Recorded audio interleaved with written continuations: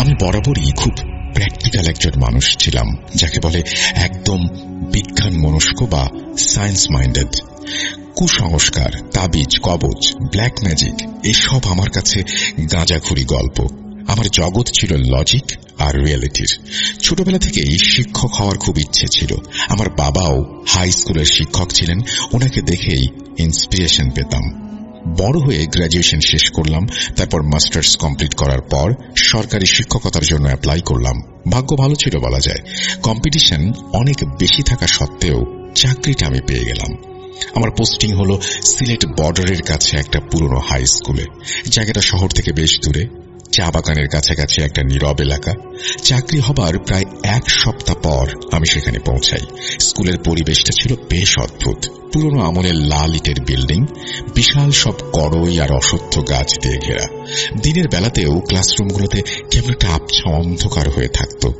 আমি খুব কড়া ধাঁচের শিক্ষক ছিলাম। আসলে তখন বয়স কম ছিল, গায়ে রক্ত গরম। মনে করতাম স্টুডেন্টদের সোজা করতে হলে শাসনের কোনো বিকল্প নেই। ক্লাসে কেউ পড়া না পারলে বা দুষ্টুমি করলে আমি কোনো ছাড় দিতাম না। বেত ব্যবহার করা যদিও সরকারিভাবে নিষেধ, তবুও সত্যি বলতে আমরা মাঝে মাঝে শাসনের খাতিরে একটু আধটু কড়াকড়ি করতাম। তখন বুঝিনি যে এই রাগ, এই ইগো একদিন আমার কাল হয়ে দাঁড়াবে। প্রায় 5 বছর আমি ওই হাই স্কুলের শিক্ষক ছিলাম। এই 5 বছরে আমার এমন এক্সপেরিয়েন্স হয়ে গিয়েছিল যে আমি কোনো বাচ্চার চোখের দিকে তাকালেই বলে দিতে পারতাম সে আসলে পড়তে এসেছে নাকি টাইম পাস। সরকারি স্কুলে তো জানেনি, বেশিরভাগ সাধারণ মধ্যবিত্ত বা নিম্ন মধ্যবিত্ত পরিবারের বাচ্চারা আসে। ওদের অনেকেরই বাসায় পড়ার পরিবেশ থাকে না, তাই ওদের প্রতি আমার একটা আলাদা সফট কর্নারও ছিল, কিন্তু আমি সেটা ক্লাসে কখনো প্রকাশ করতাম না। আমার কলিগরাও আমাকে বেশ সমীহ করে চলত। সব মিলিয়ে জীবনটা একটা ছকে বাঁধা রুটিনের মতো করে চলছিল। সকালে ঘুম থেকে ওঠা, স্কুলে যাওয়া, ক্লাস নেওয়া, বিকেলে টিচার্স কোয়ার্টারে ফিরে একটু রেস্ট, রাতে খাওয়া দাওয়া, ব্যাস এই আমার রুটিন। কিন্তু সব ওলট পালট হয়ে গেল যখন নতুন সেশন শুরু হলো। আমাদের ক্লাস 6-এ একটা নতুন ছেলে ভর্তি হলো, নাম সাজিদ। ছেলেটা দেখতে একদমই সাধারণ, রোগা পাতলা গড়ন, গায়ের রং শ্যামলা, কিন্তু ওর মধ্যে এমন কিছু একটা ছিল যা আমি ভাষায় প্রকাশ করতে পারবো না। প্রথম দিন যখন আমি ক্লাসে ঢুকি, রোল কল করার সময় ওর নাম ধরে ডাকার পর ও যখন উঠে দাঁড়ালো, আমি ওর চোখের দিকে তাকালাম। আমি আপনাকে বোঝাতে পারবো না, একটা ক্লাস 6-এর বাচ্চার চোখ অমন হতে পারে না। ওর চোখের মণিগুলো ছিল কুচকুচে কালো, আর তার গভীরতা ছিল অসীম। মনে হতো ওই চোখের দিকে বেশিক্ষণ তাকিয়ে থাকলে আমি ডুবে যাব বা আমার দম বন্ধ হয়ে আসবে। একটু অদ্ভুত অস্বস্তিতে পড়েছিলাম। আমি সাধারণত ক্লাসে কারোর চোখের দিকে তাকিয়ে কথা বলি না, কিন্তু সাজিদের ব্যাপারটা ছিল আলাদা। ও আমার দিকে পলক না ফেলে তাকিয়ে থাকত। পুরো ক্লাসে আমি যেখানেই হাঁটি ওর চোখ আমাকে ফলো করত। সাজিদ পড়াশোনায় একদমই অমনোযোগী। আমি ওকে কোনো হোমওয়ার্ক দিলে ও করে আনত না। ক্লাসে পড়া ধরলে চুপ করে দাঁড়িয়ে থাকত, একটা কথাও বলতো না। ওর এই নীরবতা আমাকে খুব বিরক্ত করত। মনে হতো ও যেন ইচ্ছে করে আমাকে চ্যালেঞ্জ করছে। সাইলেন্টলি বলছে, কি করবেন আপনি? একদিন আমি ওর ওপর হাত তোলার চেষ্টা করেছিলাম। স্কেল দিয়ে ওর হাতে বাড়ি দিতে গিয়েছিলাম, কিন্তু বিশ্বাস করবেন কিনা জানি না, স্কেলটা ওর হাতের কাছে নিতেই আমার শরীরের ভেতর দিয়ে একটা বরফের শীতল স্রোত বয়ে গেল। আমি হাত নামিয়ে নিলাম, নিজেকে সান্ত্বনা দিলাম, থাক আজ মাফ করে দেই। কিন্তু ভেতরে ভেতরে আমি জানতাম আমি আসলে ভয় পেয়েছিলাম। কিসের ভয় তা জানতাম না। ঘটনাটা চরম পর্যায়ে পৌঁছালো কিছুদিন পর। বর্ষাকাল চলছে তখন। বাইরে তুমুল বৃষ্টি, টিনের চালে বৃষ্টির শব্দে কানে তালা লেগে যাওয়ার জোগাড়। ক্লাসে ছাত্র সংখ্যা কম। আমি ব্ল্যাকবোর্ডে অঙ্ক করাচ্ছি। হঠাৎ পেছনে একটা শোরগোল শুনে ঘুরে দাঁড়ালাম। দেখি সাজিদ তার পাশের বেঞ্চে বসা একটা ছেলেকে ধরে পেটাচ্ছে। ক্লাস 6-এর বাচ্চার গায়ে এত শক্তি থাকতে পারে সেটা আমি নিজের চোখে না দেখলে বিশ্বাস করতাম না।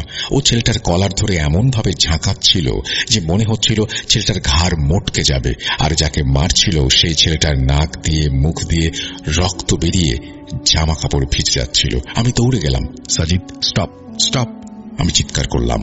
ও থামল না। আমি গিয়ে ওর শার্টের কলার ধরে হ্যাঁচকা টান দিয়ে ওকে আলাদা করলাম। আমার তখন মাথায় রক্ত উঠে গেছে। একে তো বৃষ্টির দিন, তার উপর ক্লাসের এই অবস্থা। আমি সাজিদকে ধমক দিয়ে বললাম, তোমার সাহস তো কম না, ক্লাসের মধ্যে মাস্তানি। সাজিদ আমার দিকে তাকালো। সেই একই দৃষ্টি, কোনো ভয় নেই, কোনো অনুশোচনা নেই, বরং ওর ঠোঁটের কোণে খুব সূক্ষ্ম একটা বাঁকা হাসি ছিল। ওই হাসিটা দেখে আমার মেজাজ চরমে গেল। মনে হলো ও আমাকে উপহাস করছে। আমি আর নিজেকে কন্ট্রোল করতে পারলাম না। আমার হাতে থাকা ডাস্টারটা নিয়ে ওকে বললাম, হাত পাতো। ও হাত পাতল না, শুধু আমার চোখের দিকে তাকিয়ে রইল। আমি বললাম, আমি বলছি হাত পাতো। এবারও নড়ল না। ক্লাসের অন্য বাচ্চারা ভয়ে একদম চুপসে গেছে। পিনপতন নীরবতা, শুধু বাইরে বৃষ্টির ঝমঝম শব্দ আর বাঁশঝাড়ের ক্যাঁচ ক্যাঁচ আওয়াজ। আমি ওর ডান হাতটা ধরে নিজের দিকে টেনে নিলাম। ভাই, আমি তখন ইয়াং মানুষ, জিমে যাই, গায়ে শক্তি যথেষ্ট, আর ও একটা হাড় চিরচিরে বাচ্চা।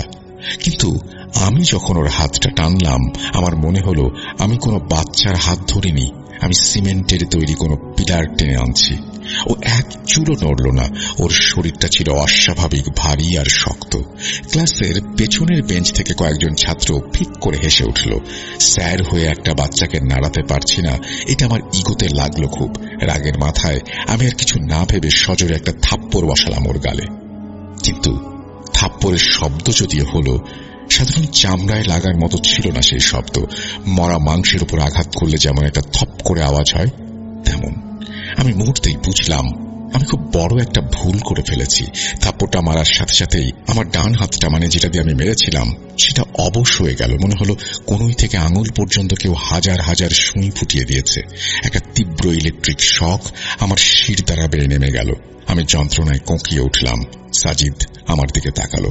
থাপ্পড়ের চোটে ওর গাল লাল হয়ে যাওয়ার কথা, কিন্তু ওর গাল দেখলাম ফ্যাকাশে, মরা মানুষের মতো সাদা হয়ে গেছে। আর ওর চোখের মণি দুটো মুহূর্তের মধ্যেই ভরাট হয়ে গিয়েছিল। আমি স্পষ্ট দেখলাম ওর চোখে কোনো সাদা অংশ নেই। ও আমার দিকে তাকিয়ে হিঁসিস একটা শব্দ করল।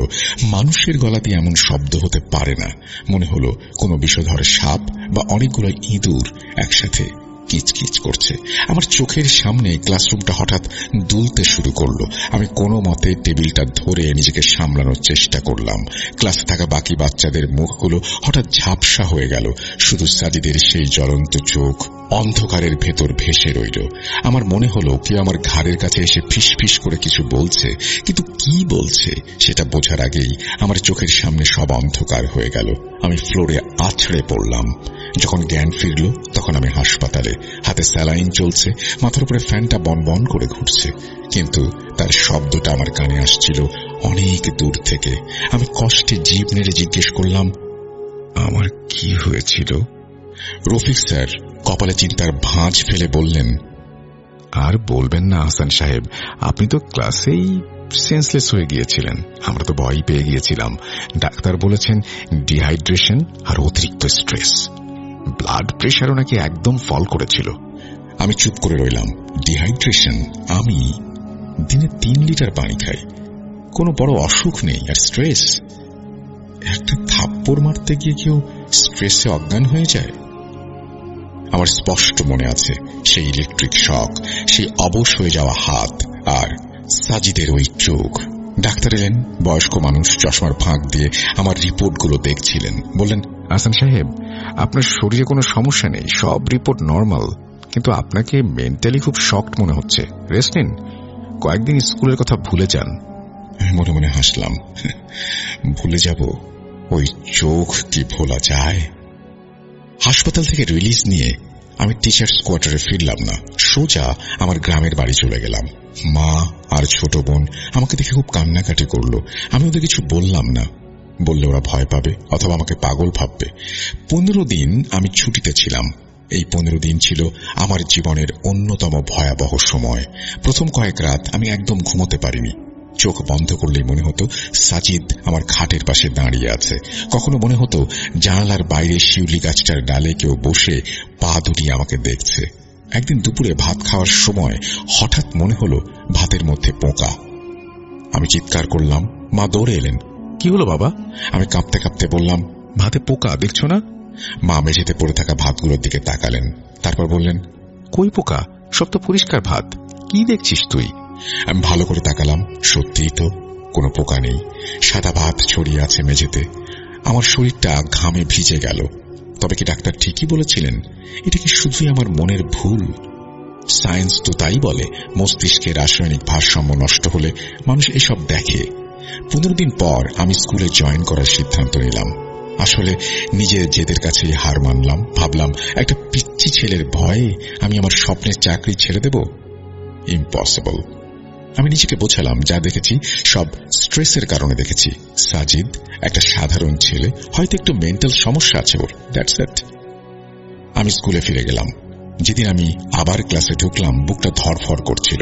আমি নিজেকে খুব স্বাভাবিক রাখার চেষ্টা করছিলাম। ক্লাসে ঢুকেই আমার চোখ গেল লাস্ট বেঞ্চের আগের বেঞ্চটাতে, যেখানে সাজিদ বসত। জায়গাটা খালি, সাজিদ আসেনি। আমি একটা স্বস্তির নিঃশ্বাস ফেললাম। যাক, আজ অন্তত ওর চোখ দেখতে হবে না। আমি ক্লাস নেওয়া শুরু করলাম, কিন্তু বেশিক্ষণ শান্তি বজায় থাকলো না। আমি যখন ব্ল্যাকবোর্ডে লিখছি, আমার মনে হলো আমার পেছন দিকে কেউ দাঁড়িয়ে আছে, এত কাছে যে তার নিঃশ্বাস আমার ঘাড়ে লাগছে। সেই নিঃশ্বাসের গন্ধটা ছিল অদ্ভুত, বোটকা। আমি ছট করে পেছনে ফিরলাম। কেউ নেই, বাচ্চারা সবাই চুপচাপ লিখছে। আমি আমার কপালের ঘাম মুছলাম। না, আবার শুরু হচ্ছে। নিজেকে ধমক দিলাম, মন দে ক্লাসে। আবার ব্ল্যাকবোর্ডের দিকে তাকালাম। এবার কানে একটা শব্দ হলো, খুব মিহি চিকন একটা শব্দ। কেউ যেন চক দিয়ে ব্ল্যাকবোর্ডে আঁচড় কাটছে, অথচ আমার হাতে চক ধরা। আমি লিখছি না। শব্দটা আসছে ব্ল্যাকবোর্ডের ভেতর থেকে, যেন দেয়ালের ওপাশ থেকে কেউ নখ দিয়ে আঁচড় কাটছে। আমার হাত থেকে চকটা পড়ে গেল। ক্লাসের ফার্স্ট বয় সজীব উঠে দাঁড়িয়ে জিজ্ঞেস করলো, স্যার, শরীর খারাপ লাগছে? আমি ঢোক গিলে বললাম, না, ঠিক আছে, তোমরা লেখো। টিফিন পিরিয়ডে আমি স্টাফ রুমে গিয়ে বসেছিলাম। মাথাটা ব্যথা করছিল। আমার হেড ক্লার্ক মতিন ভাই আমার জন্য এক গ্লাস পানি নিয়ে এলেন। বলেন, স্যার, শরীরটা মনে হয় এখনো পুরোপুরি সারে নাই, মুখটা একদম ফ্যাকাশে। আমি পানির গ্লাসটা হাতে নিলাম। কাচের গ্লাস, পানিতে আমার প্রতিবিম্ব দেখা যাচ্ছে। আমি পানিটা মুখে দিতে যাব, হঠাৎ দেখলাম গ্লাসের পানির রং পাল্টে যাচ্ছে। চোখের পলকে স্বচ্ছ পানিটা রক্তের মতো হয়ে গেল। সাথে সাথে গ্লাসটা আমি ফেলে দিলাম। আমার হাত থেকে পড়ে ভেঙে গেল। স্টাফ রুমের সবাই আমার দিকে তাকালো। আমি লজ্জায় ভয়ে কুঁকড়ে গেলাম। সরি, হাত থেকে স্লিপ করেছে বলে আমি দ্রুত স্টাফ রুমে থেকে বেরিয়ে এলাম। আমি বুঝতে পারছিলাম আমি আর পারছি না। সায়েন্স, লজিক এসব আমার জীবনের কাছে অর্থহীন মনে হচ্ছে। কিছু একটা আছে আমার পেছনে লেগেছে। সেদিন স্কুল ছুটির পর যখন আমার কোয়ার্টারে ফিরলাম, তখন সন্ধ্যা হয়ে গেছে। লোডশেডিং চলছে, যেটা ওই এলাকায় খুব কমন একটা ঘটনা। বিল্ডিং অন্ধকারে ডুবে আছে।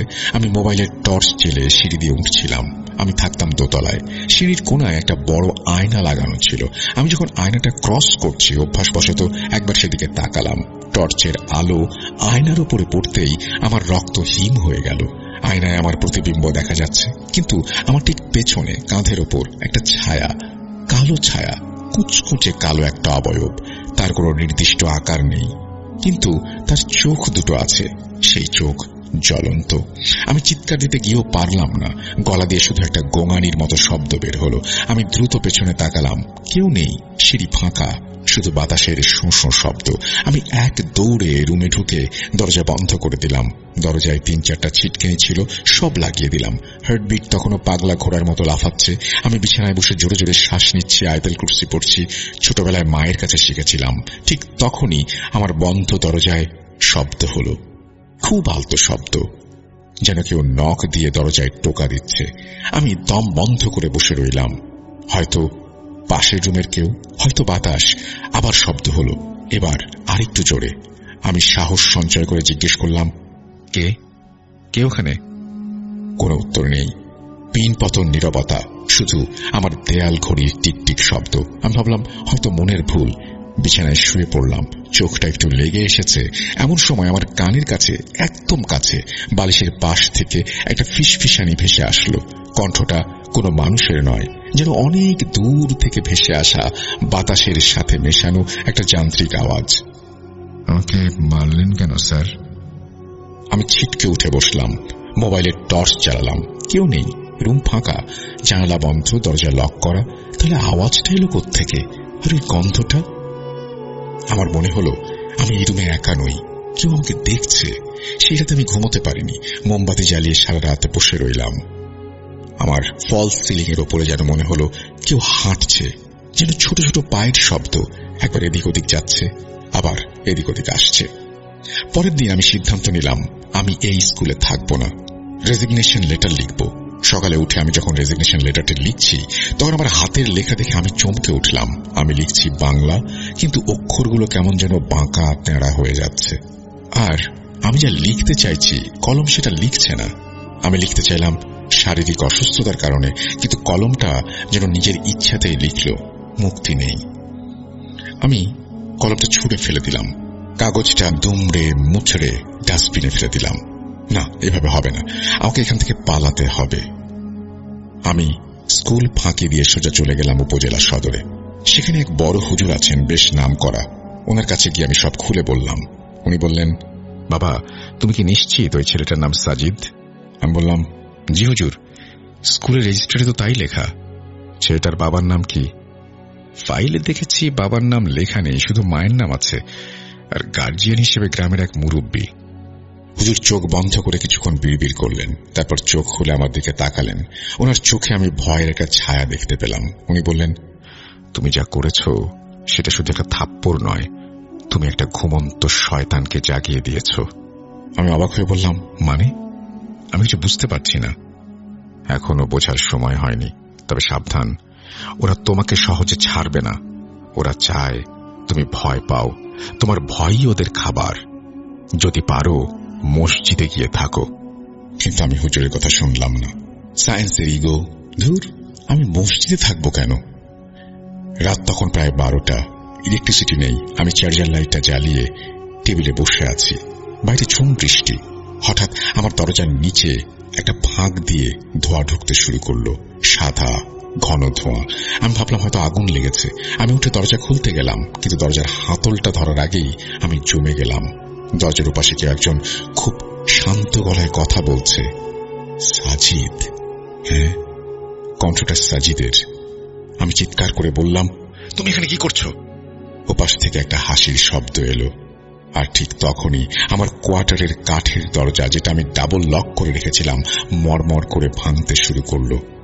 সেই অদৃশ্য কোনো বিশাল কেউ একজন যেন দরজাটাকে দুমড়ে মুচড়ে ফেলল। সেই মুহূর্তে আমি কি করেছিলাম সেটা আজ ভাবলে আমার নিজেরই অবাক লাগে। মানুষের যখন পিঠ দেয়ালে ঠেকে যায়, তখন বোধহয় ভেতরের আদিম সত্তাটা জেগে ওঠে। আমার চিৎকার শুনেই কিনা জানি না, হঠাৎ দরজার ওপাশের চাপটা কমে গেল। সেই ভারী শ্বাস প্রশ্বাসের শব্দটা থেমে গেল, শুধু একটা দীর্ঘ শ্বাস শোনা গেল। তোর সময় শুরু হলো, তুই আমাকে মেরেছিস। কথাটা শেষ হওয়ার সাথে সাথেই দরাম করে একটা শব্দ হলো, যেন কেউ সজোরে লাথি মারল। তারপর সব শান্ত। পরদিন সকালে যখন আলো ফুটল, তখন আমি সাহস করে দরজা খুললাম। দরজা খোলার পর আমি যা দেখলাম তাতে আমার পায়ের নিচ থেকে মাটি সরে গেল। আমার কাঠের দরজার বাইরের পিঠে, ঠিক যেখানে ওই চোখ দুটো আমি দেখেছিলাম বা চোখ দুটো থাকার কথা ছিল, সেখানে 3টে গভীর আঁচড়ের দাগ। মানুষ নয়, যেন কোনো বন্য পশু আঁচড়গুলো কেটেছে। আমি আর এক মুহূর্ত দেরি করলাম না, সোজা হেডমাস্টারের বাসায় গেলাম। আমার চেহারা দেখে উনি আঁতকে উঠলেন, বললেন, আহসান সাহেব, আপনার এই অবস্থা কেন? আমি ওনাকে সবকিছু বললাম। স্যার, আমি এই কোয়ার্টারে থাকবো না, আর আমাকে সাজিদের ব্যাপারে জানতে হবে। ওর ফাইলে যে গার্জিয়ানের নাম দেয়া আছে, আমি ওর সাথে দেখা করতে চাই। হেডমাস্টার সাহেব প্রথমে একটু আমতা আমতা করছিলেন, তারপর একটা পুরনো ফাইল ঘেঁটে একটা ঠিকানা বের করলেন। ঠিকানাটা স্কুলের কাছেই এক গ্রামের, কিন্তু জায়গাটা বেশ দুর্গম। গার্জিয়ানের নাম লেখা আব্দুল কুদ্দুস। আমি সেদিনই স্কুল বাদ দিয়ে ওই ঠিকানায় রওনা দিলাম। গ্রামটা অদ্ভুত রকমের শান্ত, ছায়া ঘেরা স্যাঁতস্যাঁতে পরিবেশ। বাঁশঝাড়গুলো যেন হুমড়ি খেয়ে রাস্তার উপরে পড়েছে। আমি যখন কুদ্দুস মিয়ার বাড়িতে পৌঁছালাম, তখন দুপুর গড়িয়ে বিকেল। বাড়িটা বেশ পুরনো, টিনের চালের ওপর শ্যাওলা জমে আছে। উঠোনে এক বৃদ্ধ বসেছিলেন, হাতে তসবিহ।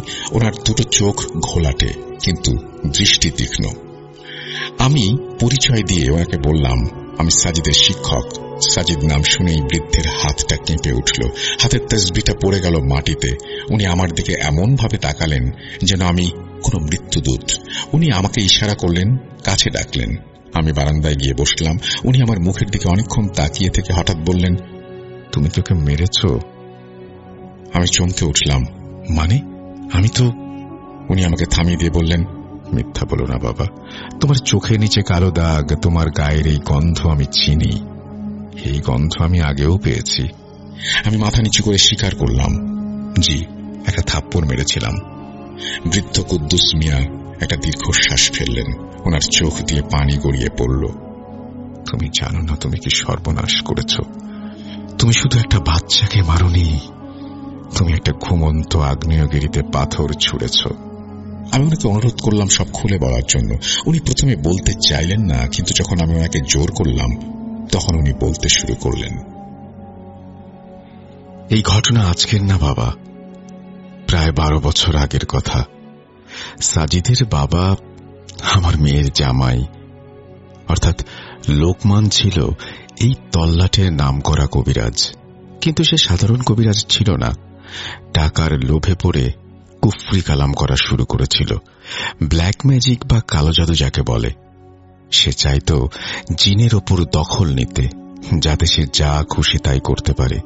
আমি তাকে অনেকবার বারণ করেছিলাম, বলেছিলাম, লোকমান, এই পথ আগুনের পথ, এই পথে যে যায় সে আর ফেরে না।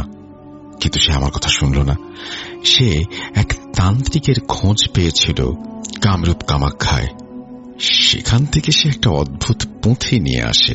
সেই পুঁথিতে লেখা ছিল এক বিশেষ জিনের কথা। তাকে বশ করতে পারলে নাকি অঢেল ধন সম্পদ আর ক্ষমতার মালিক হওয়া যায়। কিন্তু শর্ত ছিল একটাই, রক্তের বিনিময়। নিজের সবচেয়ে প্রিয় জিনিসের রক্ত দিতে হবে। লোকমান তখন ক্ষমতার লোভে অন্ধ। তার স্ত্রী মানে আমার মেয়ে তখন গর্ভবতী, পেটে সাজিদ। লোকমান এক অমাবস্যার রাতে সেই জিনের সাধনা শুরু করল। আমাদের বাড়ির পেছনে যে পুরনো তেঁতুল গাছটা আছে, সেখানে বসে সে মন্ত্র পড়া শুরু করল। আমি জানতাম না সে কি করছে। জানলে হয়তো আমি তাকে তখনই খুন করে ফেলতাম। মাঝরাতে হঠাৎ আমার মেয়ের চিৎকার শুনে আমার ঘুম ভাঙে। আমরা দৌড়ে যাই, গিয়ে দেখি আমার মেয়ে উঠোনে গড়াগড়ি খাচ্ছে আর ব্যথায় চিৎকার করছে। আর লোকমান ওই তেঁতুল গাছের নিচে দাঁড়িয়ে অদ্ভুত ভাষায় বিড়বিড় করছে, আর চারপাশ দিয়ে কালো ধোঁয়া বের হচ্ছে। সে ধোঁয়া সাধারণ ধোঁয়া না বাবা, সেই ধোঁয়ার মধ্যে মানুষের অবয়ব ছিল। আমি টর্চ মারতেই দেখলাম লোকমানের শরীরটা মাটির ওপর থেকে 1 হাত শূন্যে ভেসে আছে। আমি সাহস করে এগিয়ে তাকে ডাকলাম, লোকমান, কি করছিস তুই? সে আমার দিকে তাকালো। সে তাকানো কোনো মানুষের তাকানো ছিল না। সে এক বিক্ষুটে গলায় বলল, ও আসছে, আমার মালিক আসছে, আজই চুক্তি পূর্ণ হবে। ঠিক তখনই একটা বিকট শব্দ হলো, যেন আকাশ ভেঙে পড়ল। লোকমানের ছিটকে গিয়ে পড়ল আমার মেয়ের পায়ের কাছে। আর আমার মেয়ে, সে তখন সন্তান প্রসব করছে, কিন্তু সেই প্রসব স্বাভাবিক ছিল না। জন্মের পরে বাচ্চারা কাঁদে, কিন্তু সাজিদ কাঁদল না। ও চোখ মেলল। আর বিশ্বাস করো বাবা, সদ্যজাত বাচ্চার চোখ অমন হয় না। ও জন্মের পরপরই তার বাবার দিকে তাকিয়েছিল। আর লোকমান তখনও বেঁচে ছিল, কিন্তু তার শরীরটা দুমড়ে মুচড়ে যাচ্ছিল। লোকমান মারা যাওয়ার আগে শুধু একটা কথা বলেছিল। সে আমার হাত ধরে বলেছিল, আব্বা, আমি ভুল করেছি। আমি যাকে ডেকেছি সে আমার শরীর নিতে পারেনি, সে আমার ছেলের মধ্যে ঢুকে গেছে। ওকে সাবধানে রাখবেন, ও যেন কখনো রক্ত না দেখে, ও যেন কখনো আঘাত না পায়। আঘাত পেলেই ভেতরের ওটা জেগে উঠবে। লোকমান মারা গেল। আমার মেয়ে সেই শোকে কিছুদিন পর পাগল হয়ে মারা গেল। আমি সাজিদকে বড় করলাম। আমি জানতাম এই ছেলের মধ্যে অন্য কিছু আছে, তাই আমি ওকে সবসময় আগলে রাখতাম। মাদ্রাসায় দিয়েছিলাম, কিন্তু হুজুররা রাখতে চাইলেন না। বলেন এই ছেলের ছায়ায় নাকি আগুন আছে। স্কুলে দিলাম, ভেবেছিলাম সাধারণ মানুষের সাথে মিশলে হয়তো এটা শান্ত থাকবে, কিন্তু তুমি সেই ভুলটাই করলে। কুদ্দুস মিয়া থামলেন। ওরা সারা শরীর কাঁপছে। উনি 1 গ্লাস পানি খেলেন। আমি তখনও স্তব্ধ হয়ে বসে আছি। আমার মাথার ভেতর সব গুলিয়ে যাচ্ছে। জিন, কুফরি কালাম। আমি তো সায়েন্সের ছাত্র। এসব তো বিশ্বাস করার কথা আমার না, কিন্তু আমার চোখের সামনে ওই পোড়া দাগ, আমার কোয়ার্টারের সেই আওয়াজ। আমি তোতলামি করে বললাম, তাহলে এখন উপায়? আমি কি করব চাচা? ও তোমাকে মেরে ফেলবে। কুদ্দুস মিয়া আমার দিকে তাকিয়ে হতাশ গলায় বললেন, উপায় তো একটাই ছিল, ওকে শান্ত রাখা, কিন্তু এখন দেরি হয়ে গেছে। আমার দিকে ঝুঁকে এসে ফিসফিস করে বললেন, কারণ ও একটা শরীর খুঁজছিল। সাজিদের শরীরটা এখন ছোট, দুর্বল, ওটা দিয়ে কাজ করতে পারছে না। পূর্ণ বয়স্ক শরীর চাই। আমার শির দ্বারা দিয়ে ঠান্ডা স্রোতে বয়ে গেল। আমার মধ্যে, আমার শরীরের মধ্যে, মানে ও তোমাকে চায়, তোমাকে দিয়ে ও কাজগুলো করাবে যা লোকমান শেষ করতে পারেনি। আমি আর এক মুহূর্ত দাঁড়ালাম না, ওখান থেকে বের হয়ে স্টেশনের দিকে রওনা দিলাম। আমার তখন একটাই লক্ষ্য, পালাতে হবে। এই অভিশপ্ত গ্রাম, এই স্কুল, ওই সাজিদ, সবকিছু থেকে পালাতে হবে। কিন্তু পালাবো বললেই কি পালানো যায়? আমি যখন রিকশায় করে স্টেশনের দিকে যাচ্ছি তখন সন্ধ্যা নেমে এসেছে। মফস্বল শহরের রাস্তা, ল্যাম্পপোস্টগুলো টিম টিম করে জ্বলছে। হঠাৎ খেয়াল করলাম রিকশাওয়ালা খুব আস্তে রিকশা চালাচ্ছে। আমি বিরক্ত হয়ে বললাম, আরে মামা, একটু জোরে চালান না, ট্রেন ধরতে হবে। রিকশাওয়ালা কোনো উত্তর দিল না, সে শুধু প্যাডেল ঘুরিয়ে যাচ্ছে। কিন্তু রিকশা এগোচ্ছে না, মনে হচ্ছে চাকাগুলো মাটিতে দেবে যাচ্ছে। আমি আবার বললাম, কি হলো, কথা বলছেন না কেন? এবার রিকশাওয়ালা ঘাড় ঘুরিয়ে আমার দিকে তাকালো। আমি সেই মুহূর্তে আমার গলা দিয়ে কোনো আওয়াজ বের করতে পারলাম না। রিকশাওয়ালার মুখটা রিকশাওয়ালার নয়, ওটা সাজিদের মুখ, কিন্তু শরীরটা রিকশাওয়ালার মতো, অর্থাৎ বড়। সে আমাকে বলল, কোথায় যাচ্ছেন স্যার আমাদের ছেড়ে? আমি আর সহ্য করতে পারলাম না। চলন্ত রিকশা থেকে আমি লাফ দিলাম। রাস্তায় পড়ে আমার হাত পা ছড়ে গেল, কিন্তু আমি ব্যথার দিকে তাকালাম না। আমি উঠে দৌড়াতে শুরু করলাম সোজা মেইন রোডের দিকে। পেছনে আমার মনে হলো ভারী পায়ের আওয়াজ, থপ থপ করে এগিয়ে আসছে। কোনো মতে দৌড়ে আমি বাস স্ট্যান্ডে পৌঁছালাম। একটা লোকাল বাস সিলেটে যাচ্ছে। আমি বাসে উঠে পড়লাম। সিটে বসে আমি হাঁপাচ্ছি, আমার সারা শরীর ঘামে ভিজে গেছে। বাসের কন্ডাক্টর আমার কাছে এসে ভাড়া চাইল। আমি পকেট থেকে মানি ব্যাগ বের করতে গিয়ে দেখি আমার হাত কাঁপছে। কন্ডাক্টর আমার দিকে তাকিয়ে অদ্ভুতভাবে হাসল। স্যার, এত ভয় পেয়েছেন কেন? টিকিট তো কাটা লাগবে না, আপনার টিকিট তো অলরেডি কাটা হয়ে গেছে। আমি চমকে ওর দিকে তাকালাম। সাধারণ একটা ছেলে, কিন্তু ওর কথার মানে কি? আমি জানালার পাশে বসে বাইরের অন্ধকারের দিকে তাকিয়ে রইলাম। বাসটা তখন চা বাগানের মাঝখানে একটা রাস্তা দিয়ে ঘুরছে। দুপাশে ঘন জঙ্গল, ঘুটঘুটে অন্ধকার। হঠাৎ বাসের ভেতরের লাইটগুলো নিভে গেল।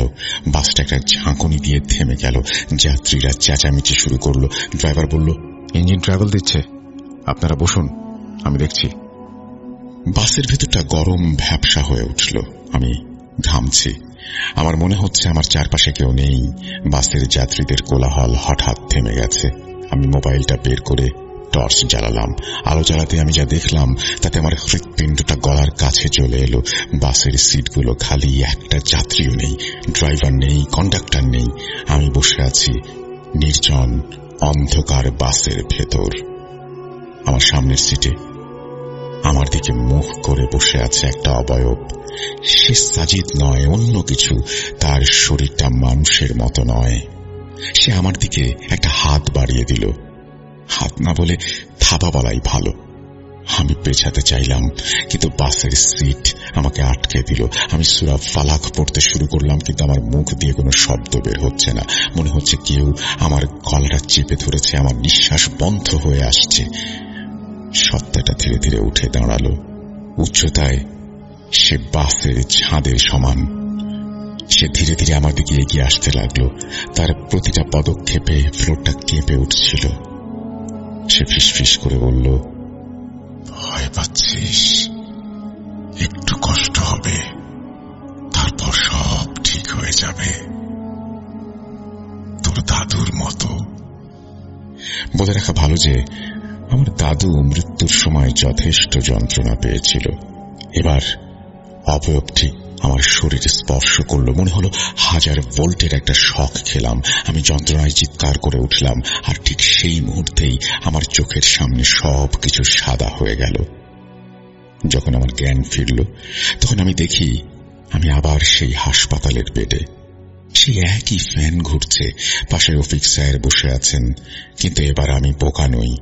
আমি জানি এটা কোনো স্বপ্ন না, কারণ আমার বুকের ওপর ঠিক যেখানে ওই সত্তাটা হাত রেখেছিল সেখানে একটা ক্ষতচিহ্নের সৃষ্টি হয়েছে।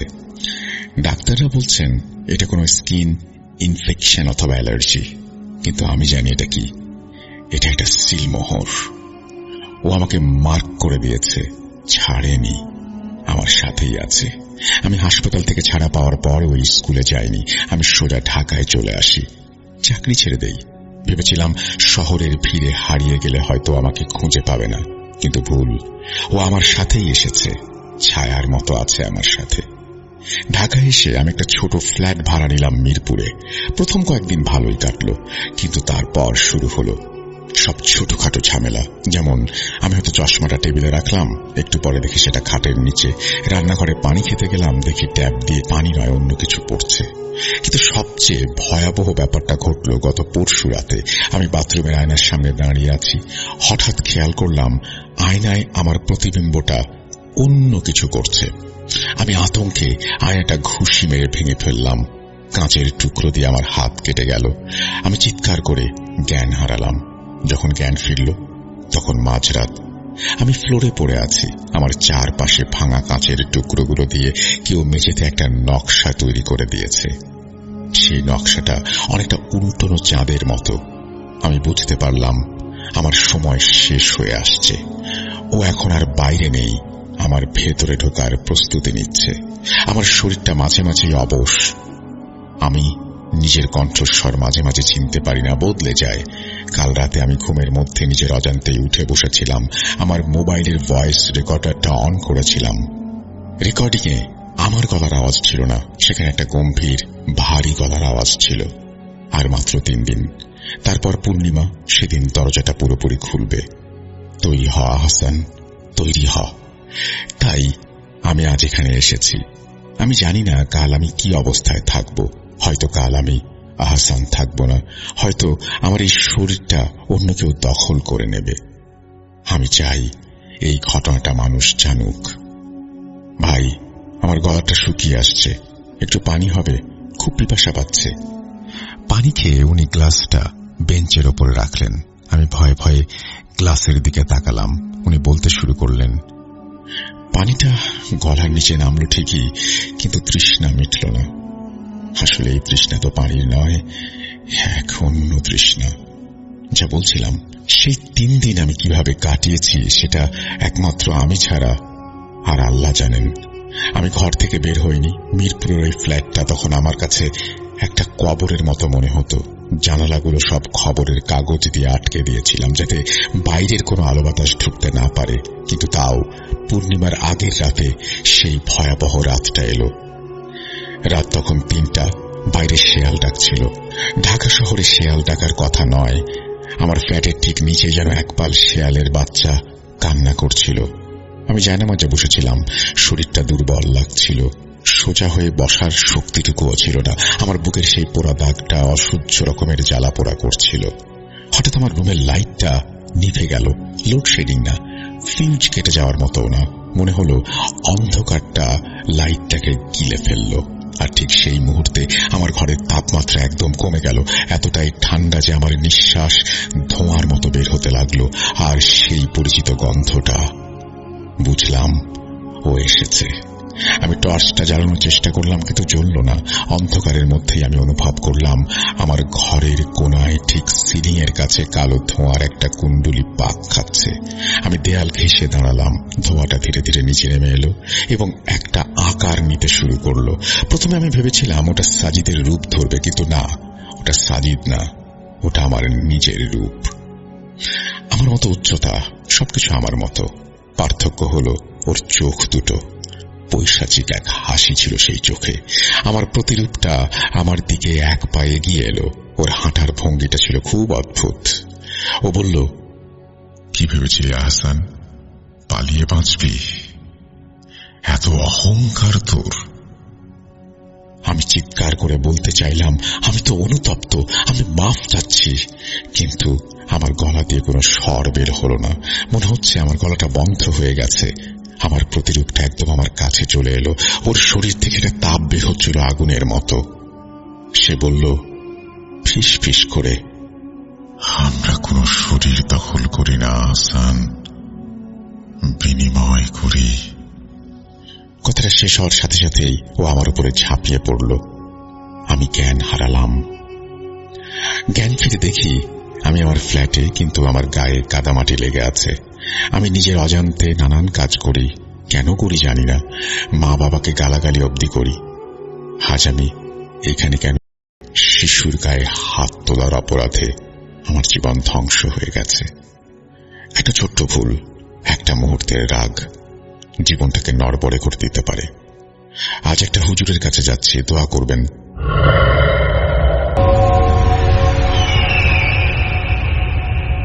আসসালামু আলাইকুম। আমি আজকে উপস্থিত আছি। আমার নাম হচ্ছে মোহাম্মদ আব্দুল আল মারুফ। আমি ময়মনসিংহেরই সন্তান। আমি আপাতত একটা প্রাইভেট সার্ভিসে জব করছি। তো কথা না বাড়িয়ে হচ্ছে আমি সরাসরি ঘটনায় চলে যেতে চাচ্ছি। ঘটনাটা হচ্ছে 2018 সালে আমার নিজের সাথে ঘটা ঘটনা। আমাদের এই ঘটনার সাক্ষী হচ্ছে আমার এক ভাতিজা সম্পর্কের, ভাইস্তা সম্পর্কের সমবয়সী এক ফ্রেন্ড আমার। সে আমার আত্মীয় ভাইস্তা, কিন্তু আমার ফ্রেন্ডও হয়। তো তার সাথে আর আমার সাথে একই সাথে ঘটনাটা ঘটে। আমরা হচ্ছে তখন 3 দিনের জন্য যে তাবলিগ জামাত হয়, জামাতে গিয়েছিলাম। খুব সম্ভবত আমি দুঃখিত, 2018 না 2016 সালের ঘটনা বলছি। তো আমরা হচ্ছে 3 দিনের জন্য জামাতে যখন গিয়েছিলাম, সেইখান থেকে ঘটনার সূত্রপাত। তো আমরা এমন একটা জায়গায় জামাতে গিয়েছিলাম, এই জায়গাটা হচ্ছে ময়মনসিংহ থেকে শম্ভুগঞ্জ পার হয়ে রঘুরামপুর নামে একটা জায়গা আছে, সেইখানের এক গ্রামীণ মসজিদে আমরা জামাত নিয়ে গিয়েছি। সকালবেলা উপস্থিত হয়েছি 10টা-11টার দিকে, ভোরবেলা রওনা হয়েছিলাম। আমরা একটা গ্রামীণ পথ ধরে গিয়েছি। গ্রামীণ পথ যেখানে শেষ হয়েছে, সেখান থেকে আমরা যখন মসজিদের দিকে যাচ্ছি, তখন হচ্ছে একটা মানে যে আমাদের সাধারণত যে ধানি জমিগুলো থাকে, ক্ষেতের রাস্তা, ওই ক্ষেতের রাস্তার হচ্ছে মাঝখান দিয়ে একটা রাস্তা গেছে। রাস্তার মাথায় একটা মোড়ে হচ্ছে একটা কবর, একটাই কবর সেখানে। এই কবরের উপরে একটা 40 ওয়াটের ছোট যে আগের লাইটগুলো আছে, হলুদ লাইট, সেগুলো জ্বলে। এই কবর থেকে হাতের ডানের টার্নিং নিয়ে যে রাস্তাটা গেছে, এটা প্রায় 1 কিলো তক গেছে। এই 1 কিলো রাস্তাটা, 1 কিলোমিটার রাস্তার দুই পাশে হচ্ছে শুধু ধানি জমি, যে যত দূর চোখ যায় ধানি জমি, আর তেমন কিছু নেই। তারপরে শেষ দিকে হচ্ছে একটা ঘন বাঁশঝাড়। এই ঘন বাঁশঝাড়ের নিচ দিয়ে যেতে হয়। যাওয়ার পরে হচ্ছে দুই পাশে পুকুর, মাঝখান দিয়ে আরেকটা রাস্তা। এই রাস্তা ক্রস করার পরে হচ্ছে মসজিদ। তো প্রথম দিনের প্রথম একবারে ফার্স্ট ইমপ্রেশন আমি বলছি। তো যখন আমি মসজিদে গেলাম, গিয়ে দেখি মসজিদটা তালাবন্ধ করা আছে। তখন 11টা-12টা বাজে। মসজিদটা তালাবন্ধ করা আছে এবং মসজিদের যে বারান্দার সিঁড়িতে বসে দুইজন গ্রামীণ যে আমাদের কৃষক সমাজ থাকে, এই ধরনের দুইজন বৃদ্ধ লোক, দুঃখের বিষয়, দুঃখজনক হচ্ছে সেই মসজিদের সিঁড়িতে বসেই ওনারা বিড়ি খাচ্ছিলেন আর কি, ধূমপান করছিলেন। তো এটা দেখে একাধারে মন খারাপ হয় যে এরকম একটা মসজিদ এরকম ইনএক্টিভ ভাবে পড়ে আছে। আবার একটু মন ভালো লাগে, যেহেতু আমরা এখানে ইসলামী দাওয়াতের কাজ নিয়ে এসেছি, তো এইখানে এমনই তো জায়গা আমাদের দরকার যেখানে এখনো অ্যাক্টিভলি ইসলাম প্র্যাকটিস হচ্ছে না, এখানে আমরা দাওয়াত পৌঁছে দিব। এটা আমাদের ভালো লেগেছে। তো আমরা থাকা শুরু করলাম। প্রথম দিন বিশেষ কোনো ঘটনা আমি পাইনি, প্রথম দিন নরমালি চলে গেছে। তো সারাদিন আমরা যে রিচুয়ালগুলো থাকে সবকিছু পালন করার পরে হচ্ছে সন্ধ্যার দিকে এশার নামাজের পরে যে খাওয়া দাওয়া হয়, মাশওয়ারা হয়, এগুলো শেষ করার পরে আমরা চা খেতে গিয়েছি। প্রথম দিন বিশেষ কোনো ঘটনা নেই। এখন আমি ঘটনায় আসলে প্রবেশ করছি। দ্বিতীয় দিনের ঘটনা, এশার নামাজের পরে হচ্ছে আমাদের একটা আলোচনা হয়, ইসলামিক আলোচনা, যেটাকে মাশওয়ারা বলে। মাশওয়ারা শেষ হওয়ার পরে হচ্ছে আমরা খাওয়া দাওয়া করি। খাওয়া দাওয়া শেষে শুয়ে পড়া কাজ, আর কোনো কাজ নেই। তো আমাদের মসজিদের যে আমার বাসাটা হচ্ছে ময়মনসিংহ ব্রিজ মোড়ের যে মসজিদটা আছে, এই মসজিদের ইমাম সাহেবের নাম হচ্ছে আব্দুল কাইয়ুম সাহেব। উনি হচ্ছে আমরা ছোট হুজুর বলে ডাকি, কারণ ওনার যে বড় ভাই আছেন উনিও আমাদের ইমাম ছিলেন, এক্স ইমাম। তো ছোট হুজুর আমাদের মসজিদের, আমাদের এই জামাতটার আমির ছিলেন বা দায়িত্বপ্রাপ্ত যিনি থাকেন আর কি সব দেখভালের জন্য। তো সিকোয়েন্সটা এরকম যে ছোট হুজুর ইয়া করতেছেন, ওনার বিছানা গুছায় নিচ্ছেন, মশারি টানাচ্ছেন, উনি মশারির ভিতরে আছেন। এমন টাইমে আমি ওইখানে উপস্থিত হই। উপস্থিত হয়ে আমি হুজুরকে বলি যে হুজুর আসলে তো আমরা এখানে অনেক নওজোয়ানরা এসেছি, ইয়াং জেনারেশন আছে অনেক, আমার ছোট ভাই ছিল, তো বন্ধু ছিল। তো আমি বললাম যে আমরা তো আসলে সাধারণত এত তাড়াতাড়ি ঘুমিয়ে অভ্যস্ত নই, তখন সর্বোচ্চ বাজে হয় কয়টা হবে, 15টার মতো বাজে। তো বললাম হুজুর আমরা তো এরকম ভাবে অভ্যস্ত নই, আমরা একটু চাটা খেতে চাই, একটু ঘুরে টুরে আসতে চাই, তারপরে এসে ঘুমাতে পারবো, না হলে হয়তো বা আমরা শুলে ঘুমাতে পারবো না। তো হুজুর হচ্ছে বিশেষ বিবেচনায় দেখলেন যে নওজোয়ানদের মন রক্ষার্থে কিছু করতেই হবে, তাদেরকে তো আর কট্টরপন্থায় ধর্মে আটকে রাখা যাবে না, একটু ছাড় দিতে হবে। এটা ভেবে হুজুর বলল যে তাহলে তোমার জিম্মায় নিয়ে যাও, মানে আমার দায়িত্বে ছাড়লেন। হুজুর আমাকে পছন্দ করতেন, আমার লাইফস্টাইল বা আমার চলাফেরা পছন্দ করতেন, ছোট থেকে আমি মসজিদে যাই পছন্দ করতেন। তো হুজুর যখন ছাড়লো তখন আমি গেলাম। তো আমি যাওয়ার আগেই ছোটরা যারা ছিল তারা হচ্ছে সবার আগে দৌড় দিয়ে তারা চলে গেছে অনেক দূর। তো রয়ে গেলাম আমি আর ওই যে আমার ভাইস্তার নাম হচ্ছে আবিদ। তো আবিদ আর আমি গেলাম হচ্ছে যাচ্ছি, তখন বাসঝাটটা আমরা ক্রস করেছি। বাসঝাটটা যখন ক্রস করে তাহলে আমাদের সামনে রইল 1 কিলোমিটার রাস্তা, এবং 1 কিলোমিটার রাস্তার সামনেই একবারে যে ইমিডিয়েট যে আলোর সোর্সটা দেখা যায় এটা হচ্ছে কবরের উপরে থাকা একটা ছোট লাইট, আর কিছু নাই। তো এই রাস্তা দিয়ে আমরা যখন আনুমানিক অর্ধেকটা গিয়েছি, মানে এমন একটা দূরত্বে আমি আছি যখন আমার সামনের দিকেও হচ্ছে পুরোটা যে রাস্তাটা আছে যতটুকু দূরত্ব, আমার পিছনের দিকেও ঠিক ততটুকু দূরত্ব, এমন একটা মিডিল পয়েন্টে আমরা এসে পৌঁছাই। মিডিল পয়েন্টে এসে পৌঁছানোর পরে আমাদের কেন যেন মনে হয় যে দুই পাশে যে ধান ক্ষেত আছে, ধান ক্ষেতের ভিতরে কোনো প্রাণী, শিয়াল বা কুকুর টাইপের কোনো প্রাণী যখন ধান ক্ষেত ফাঁক করে দৌড়ে দৌড়ে আসবে আমাদের দিকে, যে সাউন্ডটা হবে, আমরা দুই পাশ থেকে এই ধরনের সাউন্ড শুনতে পাচ্ছি। তো সিকোয়েন্সটা মানে এমন হয়ে গেল যে আবিদও বুঝতেছে, ভাইস্তাও বুঝতেছে যে আমি ভয় পাচ্ছি, সেও ভয় পাচ্ছে, সে আমাকে বলছে না, আমি বুঝতেছি যে আমিও ভয় পাচ্ছি, কিন্তু আমি আবিদকে বলতেছি না, কারণ হচ্ছে ভয় জিনিসটা সংক্রামক। আমি যদি আবিদকে বলি সেও আতঙ্কিত হয়ে যাবে। তো আমরা একজন আরেকজনকে চাচ্ছি না যে আতঙ্কিত করতে, কিন্তু আমরা ভয় পেয়েছি, আমরা পর্যাপ্ত ভয় পেয়েছি যেন দৌড়ে দৌড়ে আমাদের চারদিক দিয়ে ঘিরে ফেলেছে, এরকম ভাবে দৌড়ে আসছে।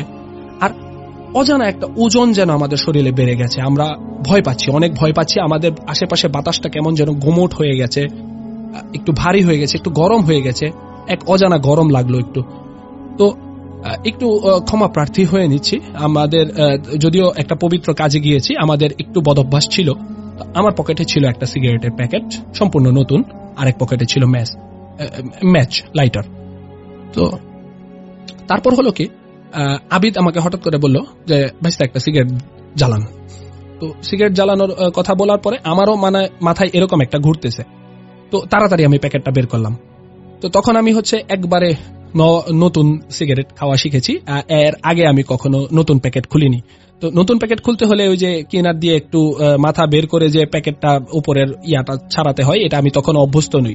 তো হুড়মুড় করে পকেট থেকে বের করার পরে হচ্ছে খুঁজে পাচ্ছি না মাথাটা, তারপরে কোনোভাবে ছাড়াইয়ে একটা সিগারেট মুখে রেখে তারপরে যখন লাইটারটা নিব, লাইটারটাও ছিল নতুন। তো লাইটারটা কয়েকবার স্ট্রাইক করতেছি, 2-3 বার স্ট্রাইক করতেছি, আগুনটা জ্বলতেছে না। তো আগুনটা জ্বলা পর্যন্ত আর সিগারেটের প্যাকেট বের করা পর্যন্ত আর এই যে আমাদের যে আতঙ্কের সময়টা, সর্বোচ্চ যদি আমি টাইম কাউন্ট করি হতে পারে 15 সেকেন্ড। কিন্তু এই 15 সেকেন্ড আমি মনে করি যে আমার জীবনের সবচেয়ে লংগেস্ট 15 সেকেন্ড লেগেছিল। আমাদেরকে কি যেন একটা এসে ঘিরে ফেলেছে, একটা অজানা ওজন শরীরে, একটা গরম গুমোট পরিবেশ। এটা ব্যাখ্যাতীত, এটা হতে পারে কিছুই না, আবার হতে পারে অনেক কিছু। আসলে আমাদের সাথে যা ঘটেছে তাই বলতেছি। তো যার কারণে হয়তোবা এটা অনেকের কাছে অনেক কিছু মনে নাও হতে পারে, কিন্তু আমাদের কাছে তখন ওই মুহূর্তে ওই জায়গায় খুবই আতঙ্কিত লেগেছে যে আমি সামনের দিকে তাকিয়ে আছি, একটা আলোর সোর্স, এটা হচ্ছে একটা কবরের উপরে, আমার পিছনের দিকে হচ্ছে 1/2 কিলোমিটার দূরে একটা বাঁশঝাড়, দুই পাশে ধানের ক্ষেত ছাড়া কিছু নেই। এরকম টাইমে আমাদেরকে কিছু একটা ঘিরে ফেলেছে, একটা অজানা ওজন শরীরে এসে পড়েছে। তো তখন ফাইনালি যখন স্ট্রাইক করলাম ম্যাচটা, সিগারেটটা ধরানোর পরে হচ্ছে কেন যেন মনে হলো বাতাসটা একটু ছেড়ে ছেড়ে দিয়েছে, ওজনটা যেন আমাদের শরীর থেকে একটু নেমে গেল। আর ওই যে চারদিক থেকে ঘিরে ফেলছিল, ধান ক্ষেত পার হয়ে আসছিল, এই ধরনের সাউন্ডটা একটু কমে গেল, এক পর্যায়ে থেমেই গেল। তারপরে আবিদ আমাকে বলল ভাইস্তা চলেন আমরা সামনের দিকে আগাই, এখন সমস্যা নাই।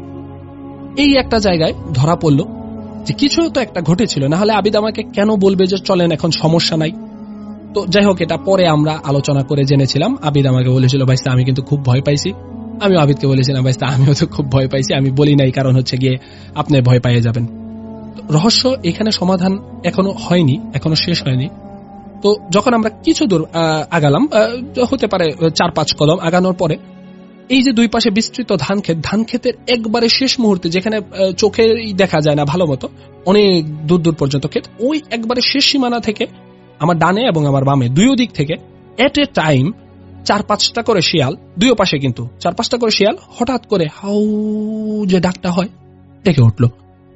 তো মানে সিকোয়েন্সটা যদি মিলাতে চাই, মানে এরকম হচ্ছে যে আমাদেরকে মনে হয় শিয়ালগুলোই ঘিরে ধরতেছিল, তো এখন তারা ওই সুদূরে গিয়ে ডেকে উঠেছে, কিন্তু এই যে 4-5 সেকেন্ডের ভিতরে তারা ওই সুদূরে চলে যাবে, এটার তো কোনো ব্যাখ্যা নাই আসলে। তো এখানে ঘটনা সমাপ্তি। তারপরে আমরা যথারীতি 4 দোকানে গেলাম। তো হুজুরকে কিন্তু আমি দেখে আসছি হুজুর বেডে শুয়ে পড়ছেন। তো আমরা যখন 4 দোকানে গেলাম, চা খাচ্ছি, তখন আড্ডায় মগ্ন হয়ে গেছি, আর বিশেষ আতঙ্ক আমাদেরকে ভর করে ওঠেনি। হঠাৎ করে আমরা দূরে দেখলাম কেউ একজন আসছে। কাছাকাছি আসার পরে দেখি হুজুর চলে আসছেন, আমাদের আমির সাহেব, আমাদের ইমাম সাহেব, উনি চলে আসছেন। তো আমরা একটু অবাক হয়ে গেলাম। হুজুর হচ্ছে এমন একজন, মানে হুজুরকে যারা চিনেন তারা সবাই জানেন যে হুজুর হচ্ছে একজন আল্লাহর ওলি টাইপের লোক, অনেক বড় আলেম, ওনার অনেক সুনাম আছে, আল্লাহ ওনাকে ভালো রাখুক, নেক হায়াত দারাজ করুক। তো উনি কখনোই চা খায় না, পান খায় না, কোনো ধরনের বদভ্যাস না। একটা মানুষের তো এমন আছে যে সকালে 1 কাপ চা খেতে হয়, হুজুর তাও না, কোনো রুটিনের আন্ডারে উনি চলেন না। উনি কেন 4 দোকানে আসবেন? তো উনি আসলেন, এসে সেরে 1 কাপ দুধ নিলেন, আমাদের সাথে দেখা করলেন, কথাবার্তা বললেন। পরে যে দোকানদার আছে, দোকানদারকে নামাজের দাওয়াত দিলেন, ইসলামের দাওয়াত দিলেন। তারপরে হচ্ছে বলতেছেন আমাকে, এই তোমরা যাবা না? তখন আমি বললাম, হুজুর আপনি যান, আমরা আসতেছি। হুজুর বলে, না, আইসেই যখন পড়ছি একসাথে যাব। তখন আমার একটু হালকা ডাউট হলো যে হুজুর কেন আমাদেরকে একসাথে যেতে চাচ্ছে। যাই হোক, আমরা তো ভয় পেয়েছি, আমরা অনেকটা আশ্বস্ত হয়েছি হুজুরকে দেখে। তো আমরা বললাম যে হুজুর চলেন একসাথে যাই। তখন আর কোনো ঘটনা ঘটে নাই, খুব সিম্পলি আমরা হুজুরের সাথে চলে আসছি। ওই দিন রাতে আর কোনো বিশেষ ঘটনা নাই। এখন হচ্ছে তারপরের দিন দুপুরবেলা হুজুর আমাকে ডেকে বলল যে তোমরা কি আজকেও বের হবা? এই প্রশ্নে আমি বুঝলাম যে কিছু একটা রহস্য আছে। তখন হুজুরকে জিজ্ঞেস করলাম যে হুজুর বের তো হতে চাচ্ছি, আমাদের সাথে তো কালকে এরকম একটা কিছু ঘটছিল, আমরা একটু ভয় পেয়ে গেছি, কোনো সমস্যা আছে কি? হুজুর বলে, পরে কথা বলবো, তোমরা বের হওয়ার আগে আমাকে জানাও। তখন হচ্ছে যখন ওই দিন সন্ধ্যার দিকে আবার বের হবে, এইটা লাস্ট রাত, শেষ রাত, তারপরের দিন চলে যাব। তো বের হওয়ার আগে হুজুরকে বললাম যে হুজুর যেতে চাচ্ছি। হুজুর বলল যে সমস্যা একটু আছে, তবে আতঙ্কিত হওয়ার মতো কোনো কারণ নাই, সাবধানে থাকবা, যাওয়ার সময় আয়াতুল কুরসি পড়ে নাও, আসার সময় আয়াতুল কুরসি পড়ে ঢুকবা, আল্লাহর নাম নাও, কোনো সমস্যা নাই, এমনি ভয় পায় না, তোমরা কোনো ভয় পায় না, তেমন কোনো সমস্যা নাই, তবে সাবধানে থাকা ভালো, এমনি সাধারণ সময় তো সাবধানে থাকা ভালো, তাই না? আমাকে প্রশ্ন করতেছে। পরে আমি বললাম জি হুজুর, সাবধানে থাকা ভালো। তো পরে আমরা ওই দিন গিয়েছিলাম, আর কোনো সমস্যা হয় নাই। তবে সেদিন কিছু একটা ছিল রাসেল ভাই, আমি এটা বলতে পারি হলফ করে, কিছু তো একটা ছিল। কারণ আমি যদি একা ভয় পেতাম, বা আমি যদি আমার ওই ফ্রেন্ড বা ভাইস্তার সাথে যদি ভয় পেতাম, তাহলে আমি এটাকে কোনো গুরুত্ব দিতাম না। কিন্তু যেই হুজুরকে আমি দেখলাম যে উনি শুয়ে পড়ছেন, উনি early to bed and early to rise টাইপের পারসন, উনি কেন রাতে উঠে 4 দোকানে যাবে আমাদেরকে রিসিভ করতে? There was something and he was aware of দিট।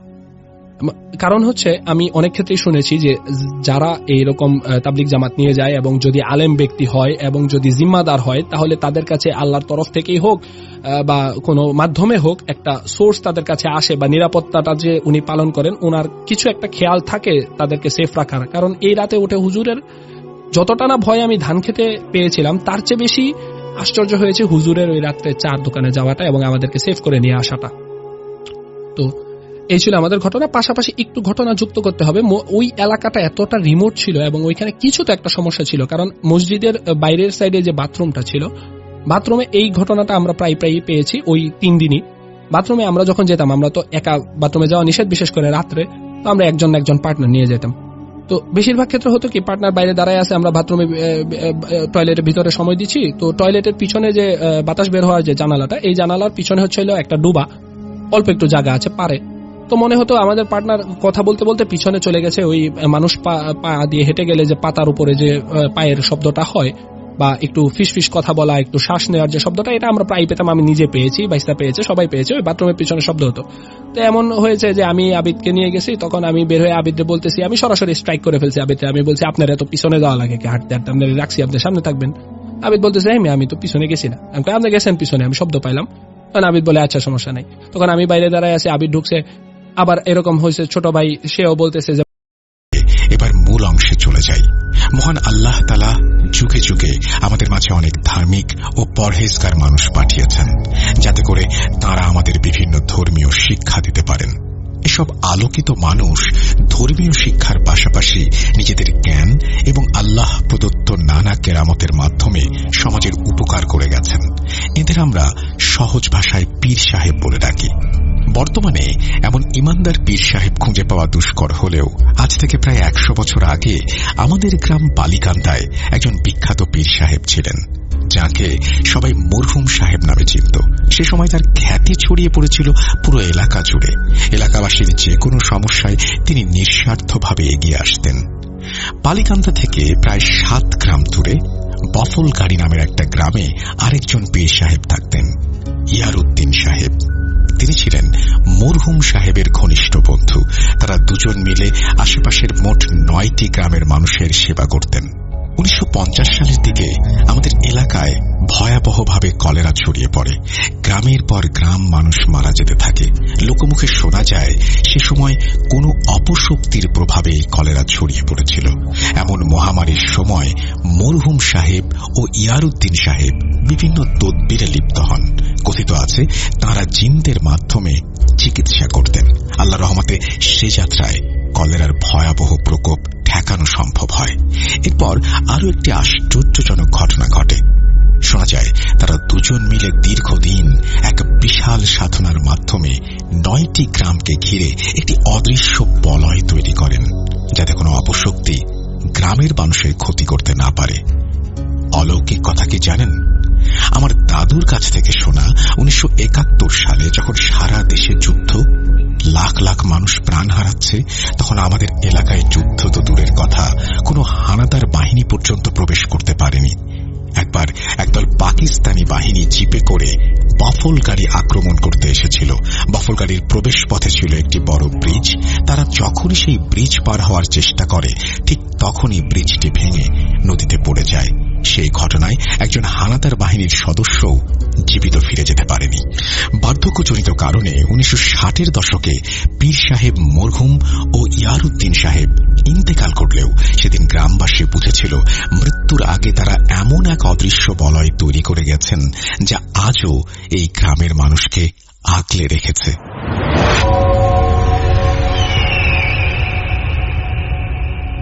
সবকিছু ঠিকঠাকই চলছিল। ঘটনাটা 1975 সালের দিকের। তখন বর্ষাকাল। এ সময় গ্রামে প্রচুর মাছ পাওয়া যেত। বালিকান্দা গ্রামে 2 ভাই, তোনার আর মোনার। মাছ ধরতে তারা ভীষণ ভালোবাসত। তারা প্রায় প্রতি রাতেই ভাঁচা দিয়ে মাছ ধরতে বের হতো। আমাদের এলাকায় রাতে মাছ ধরাকে বলা হয় আন্ধারি মারা। আর ভাঁচা হল বাঁশের মাথায় 8 থেকে 10টি সূচালো লোহার চিকন ফলা বাঁধা একটি মাছ ধরার যন্ত্র। হারিকেন হাতে তোনার আর মোনার গভীর রাতে ভাঁচা নিয়ে আন্ধারি মারত। এক রাতে কি যে হলো, তারা কোনো মাছই পাচ্ছিল না। যা একটু পাচ্ছিল তা খুবই ছোট ছোট। তখন তোনার বলল, নাই মোনার, শুনেছি মরহুম সাহেবের মাজারের পাশে যে দিঘিটা আছে সেখানে নাকি প্রচুর মাছ। ভয়ের কারণে কেউ সেখানে মাছ ধরতে চায় না। চল আজ আমরা যাই। মোনার সঙ্গে সঙ্গে আপত্তি করল, খেপেছিস? ওই জায়গাটা খুব দোসাঙ্গা। আমাদের এলাকায় ভৌতিক জায়গাকে দোসাঙ্গা বলা হয়। তোনার বলল, এইসব আজগুবি কথা আমি বিশ্বাস করি না। আজ পর্যন্ত কত রাতে আমরা মাছ ধরেছি, কখনো কি কোনো জিনভূত দেখেছি? কিছুই নেই, চল। বড় বড় মাছ পাবো, বাজারে বিক্রি করলে ভালো টাকা হবে। বর্ষার শেষে চথার মেলায় অনেক কিছু কেনা যাবে। আরে তুই তো নতুন বিয়ে করেছিস, মেলায় না গেলে ইজ্জত থাকবে। মোনার কিছুক্ষণ চুপ করে রইল। মনে মনে ভাবল, কি ব্যাপার, প্রতিদিন তো অনেক মাছ পাওয়া যেত, আজ বিকেলে বৃষ্টি হয়েছে, আজ তো আরো বেশি মাছ পাওয়ার কথা। কিন্তু আশ্চর্যের বিষয়, মাছই নেই। আরো আশ্চর্যের ব্যাপার যে তোনার জিন ভূতের ভয়ে একা কখনো রাত্রে বের হতে চায় না। মাছ ধরতে আনার জন্য যাকে জোর করতে হয়, সে হঠাৎ বলছে মরহুম সাহেবের মাজারের পাশের দিঘিতে মাছ ধরতে যাবে। এত সাহস পেল কোথায়? তারপর মোনার বলল, চল, যা হওয়ার হবে। আজ মাছ না নিয়ে বাড়ি ফিরব না। যেই কথা সেই কাজ। দুজনে রওনা দিল মরহুম সাহেবের মাজারের পাশের দিঘির দিকে। অবাক করার মতো ব্যাপার, অল্প সময়ের মধ্যেই তারা একের পর এক বিশাল বিশাল শোল মাছ ধরতে লাগলো। এত বড় শোল মাছ তারা আগে কখনো দেখেনি। অল্প সময়ে 2 ব্যাগ ভরে গেল। আর মাছ রাখার জায়গা না থাকায় মোনার বলল, তোরা রে, আজ এই পর্যন্তই থাক, কাল আবার আসবো, চল বাড়ি যাই, রাত অনেক গভীর হয়ে গেছে। তোনার রাজি হল, কিন্তু বাড়ি ফেরার জন্য যেই না পা ফেলল তখনই তারা দেখল বিশাল লম্বা একটা সাদা সাপ তাদের পথ আটকে আড়াআড়ি ভাবে শুয়ে আছে। এমন অদ্ভুত সাপ দেখে দুজনেরই পিলে চমকে গেল। মোনা নিজেকে সামলে তোনারকে বলল, ভয় পাস না, এটা মরহুম সাহেবের মাজারের জায়গা, কিছু হবে না, চল অন্য পাশ দিয়ে যাই। কিন্তু অন্য পাশ দিয়ে যেতে গিয়েও তারা দেখল সেই একই সাপ পথ আটকে শুয়ে আছে। তারা দোয়া দরুদ পড়তে লাগলো, অনেক চেষ্টা করলো, কিন্তু কিছুতেই কিছু হল না। ঠিক তখনই মেঘের ভয়ঙ্কর গর্জনের সঙ্গে শুরু হলো তুমুল বৃষ্টি। সেই বৃষ্টিতে তাদের হ্যারিকেন নিভে গেল। চারপাশে ঘুটঘুটে অন্ধকার, কিছুই দেখা যাচ্ছে না, কিন্তু আশ্চর্যের ব্যাপার, সেই অন্ধকারের মাঝেও সাপটিকে স্পষ্ট দেখা যাচ্ছিল। তোনার এবার রেগে অন্ধ হয়ে গেল। এতটা রাগ মনে হলো সাপটি তাদের জন্ম জন্মান্তরের শত্রু। রাগে গর্জে উঠে সে ফাঁচা দিয়ে সাপটিকে আঘাত করল। ফিনকি দিয়ে রক্ত ছিটকে এসে পড়ল তাদের গায়ে। মোনার চিৎকার করে উঠল, তুই কি সর্বনাশ করলি? বাঁচতে চাইলে এখনই তোড়তে। দুজনেই অন্ধকারের দিক আন্দাজ করে প্রাণপণে ছুটতে লাগলো। কাঁটা ও গাছের আঘাতে তাদের শরীরের অনেক জায়গা কেটে গেল, কিন্তু সেই যন্ত্রণাগুলো তখন তাদের কাছে তুচ্ছ মনে হচ্ছিল। এক দৌড়ে তারা মাজার এলাকা পেরিয়ে বড় কাঁচা রাস্তায় উঠল। ঠিক তখনই মাজারের দিক থেকে ভেসে এলো বিকট কান্নার শব্দ। তোনার বাড়ি যেতে চাইছিল, কিন্তু মোনার বলল, বাঁচতে চাইলে খাদেমের কাছে চল। তারা এক দৌড়ে মাজারের খাদেম নাসিরুল্লাহর কাছে গিয়ে হাজির হল।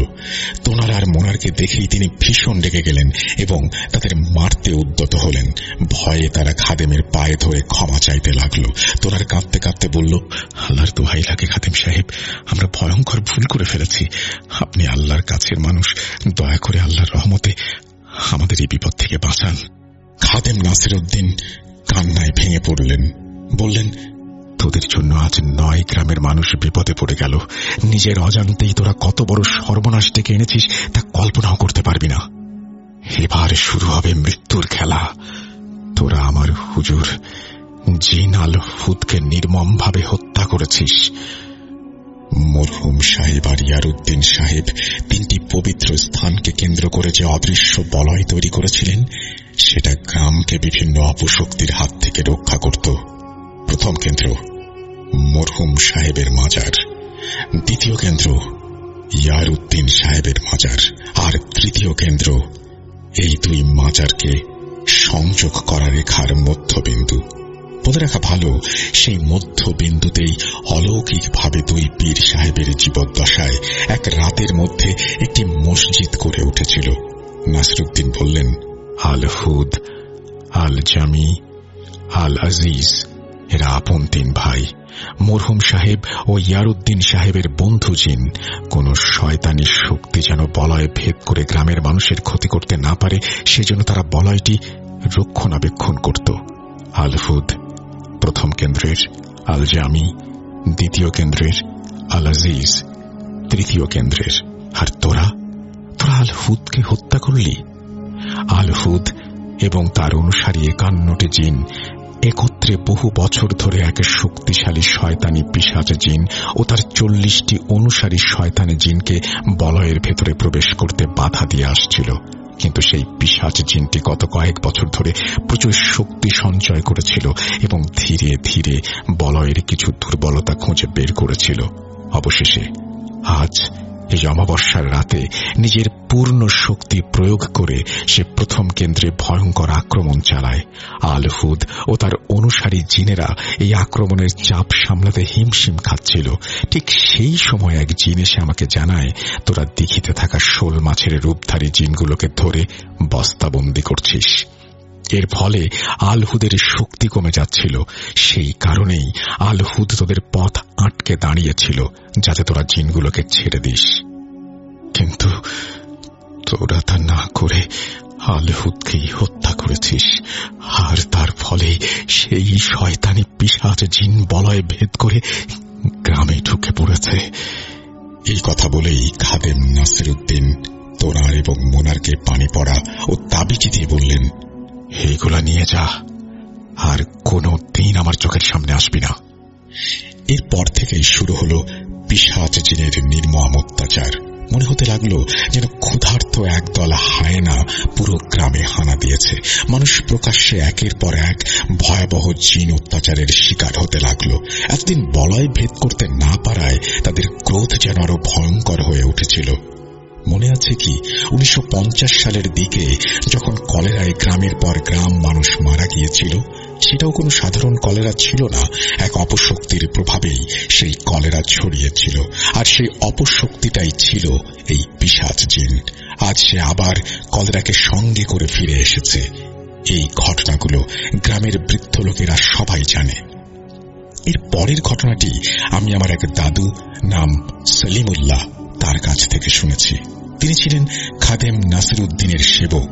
তিনি বলেছিলেন, যখন গ্রামের পর গ্রাম মানুষ মরতে শুরু করল, তখন খাদেম নাসিরউদ্দিন ইয়ারউদ্দিন সাহেবের মাজারের খাদেম সোহরাব আলী, জিন আল জামি ও আল আজিজ এই সমস্যার সমাধানের জন্য প্রথম কেন্দ্রে একটি জরুরি বৈঠক করেন।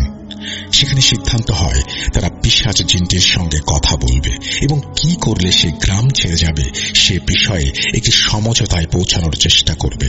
কিন্তু পিশাচ জিনটি ছিল অত্যন্ত শক্তিশালী। কার শরীরে তাকে হাজির করা হবে এই প্রশ্নে সবাই গভীর দুশ্চিন্তায় পড়ে গেল, কারণ জিন হাজির হলে সেই মানুষটি মৃত্যুবরণ করতে পারে। অবশেষে উপায় না পেয়ে খাদেম সোহরাব আলী বললেন, আমি তুলা রাশি, আমি ওই শয়তানটিকে ধারণ করতে পারবো ইনশাল্লাহ। আল্লাহর রহমত এবং ইয়ারউদ্দিন সাহেবের দেয়া জ্ঞান আমার সঙ্গে আছে। দিনক্ষণ ঠিক হল। এক শুক্রবার গভীর রাতে নির্ধারিত সময়ে পিশাচ জিনটিকে খাদেম সোহরাব আলীর দেহে হাজির করা হল। যতটা সহজে বলা যায়, জিন হাজির করা মোটেও ততটা সহজ ছিল না। অনেক লোভ দেখিয়ে, অনেক কষ্ট সহ্য করে তাকে অবশেষে হাজির করা হয়। প্রথমেই তার নাম জানতে চাওয়া হলো। সে অত্যন্ত চালাক, শক্তিশালী এবং ভীষণ অহংকারী এক জিন। সে বলল, আমার নাম জাল্লান, আমাকে এখানে ডাকা হয়েছে কেন? এই বলেই সে হুঙ্কার দিতে লাগলো এবং চিৎকার করে বলতে শুরু করল, এই 9টি গ্রাম আমি ধ্বংস করে ফেলব। এই অসীম শক্তির অধিকারী স্বয়ং ইবলিসের অনুসারী। তোদের মতো তুচ্ছ মানুষ আর জিন আমার পায়ের ধুলোর থেকেও নগণ্য। মরহুম ইয়ারউদ্দিন আমাকে ধোঁকা দিয়ে এই 9টি গ্রামকে বলয়ের মাধ্যমে অদৃশ্য করে রেখেছিল, যাতে আমি মানুষের ক্ষতি করতে না পারি। কিন্তু আজ তোরা কি করবি? কে রক্ষা করবে তোদের আমার হাত থেকে? এই বলে জাল্লান বিকট হাসিতে ফেটে পড়ল। তখন খাদেম নাসিরউদ্দিন বললেন, জাল্লান, নিরীহ মানুষের জীবন নিয়ে তোর লাভ কি? আল্লাহ আছেন, তাকে ভয় কর, সবাইকে ছেড়ে দে। জাল্লান বিদ্রুপ করে বলল, নিরীহ মানুষ? এই গ্রামগুলো দেখ নাসিরউদ্দিন, মানুষ কত পাপে লিপ্ত। এদের মেরেই আমার শক্তি বৃদ্ধি করব। নাসিরউদ্দিন বললেন, জাল্লান, কিসের বিনিময়ে তুমি এই 9টি গ্রামকে মুক্তি দেবে বলো? জাল্লান বলল, বিনিময়? তোদের মতো তুচ্ছ মানুষ আমাকে কি দিতে পারবে?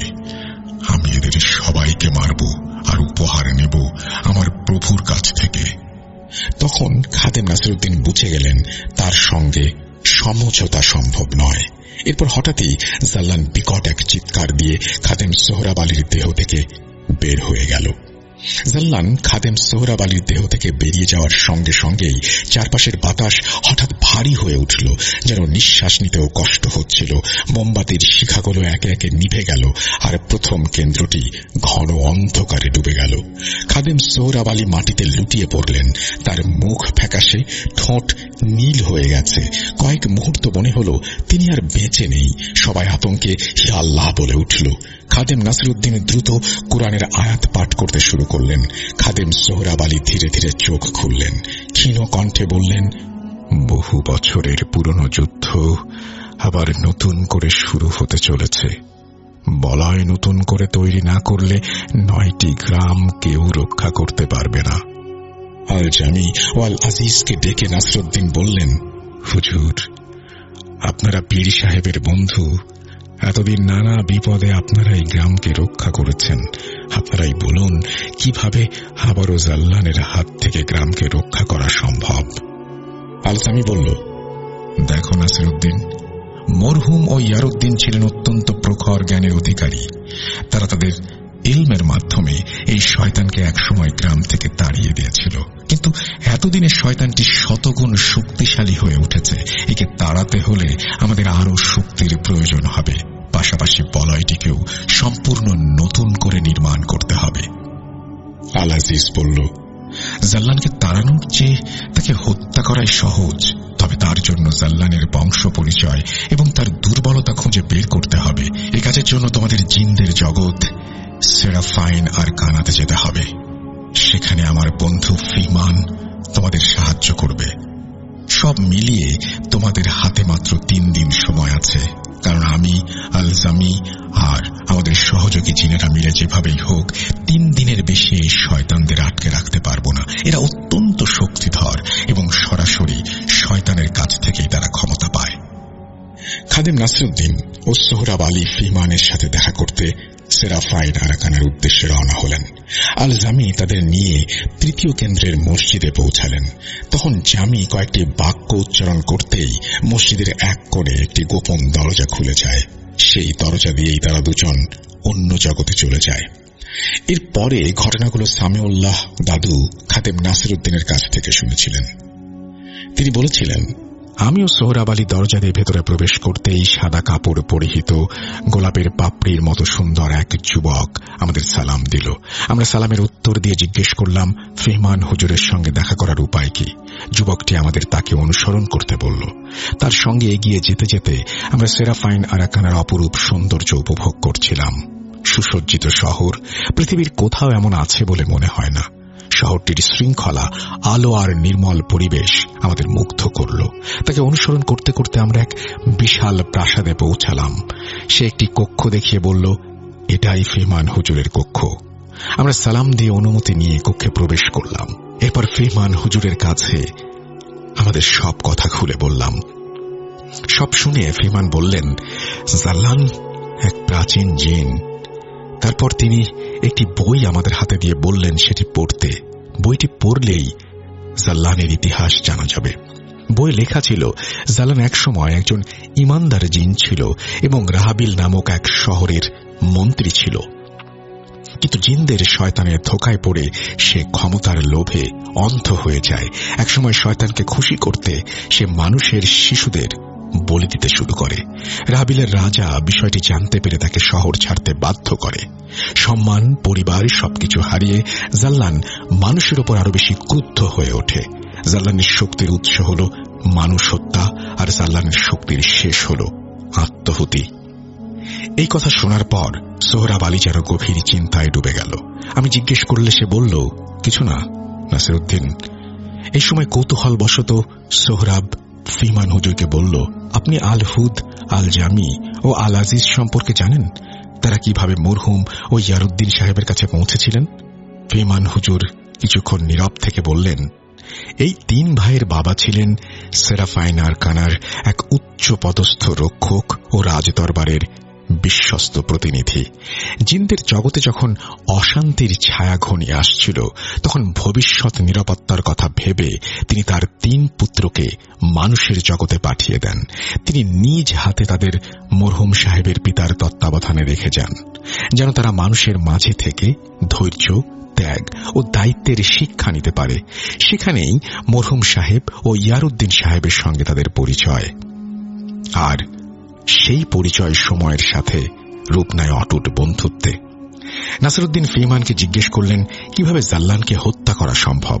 ফিহমান বললেন, যার জানার কথা সে ইতোমধ্যেই জেনে গেছে জাল্লানকে কিভাবে বধ করতে হবে। এই বলে তিনি সোহরাবের দিকে তাকিয়ে মুচকি হাসলেন। এরপর ফিহমান আমাদের হাতে নীল রঙের পবিত্র পানি তুলে দিয়ে বললেন, এই পানি জাল্লানের শক্তিকে অল্প সময়ের জন্য দুর্বল করে দিতে সক্ষম। জাল্লানের সঙ্গে যুদ্ধের সময় এটি তোমাদের কাজে লাগবে। তোমাদের অবশ্যই শুক্রবার রাতে জাল্লানকে হত্যা করতে হবে। অন্য সময়ের তুলনায় এ সময় তার শক্তি কিছুটা কম থাকে।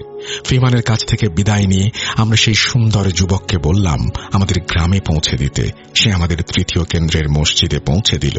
সেদিন ছিল বুধবার, অর্থাৎ জাল্লানকে হত্যা করতে আরো একদিন অপেক্ষা করতে হবে।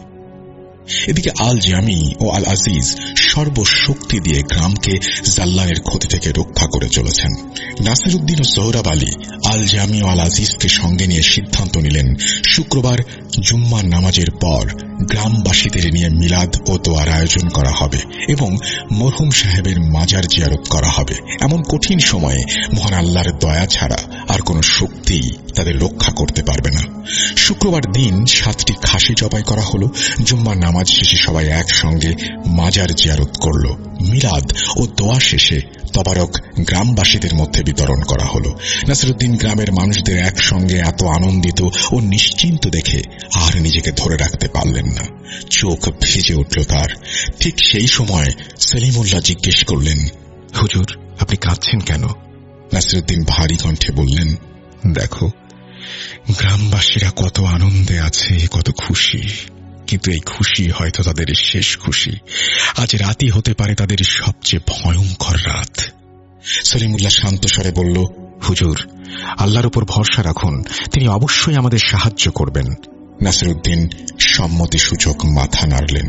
কোনো কথা না বলে তিনি এক মনে সবার দিকে তাকিয়ে রইলেন, যেন প্রতিটি মুখ শেষবারের মতো মনে গেঁথে নিচ্ছেন।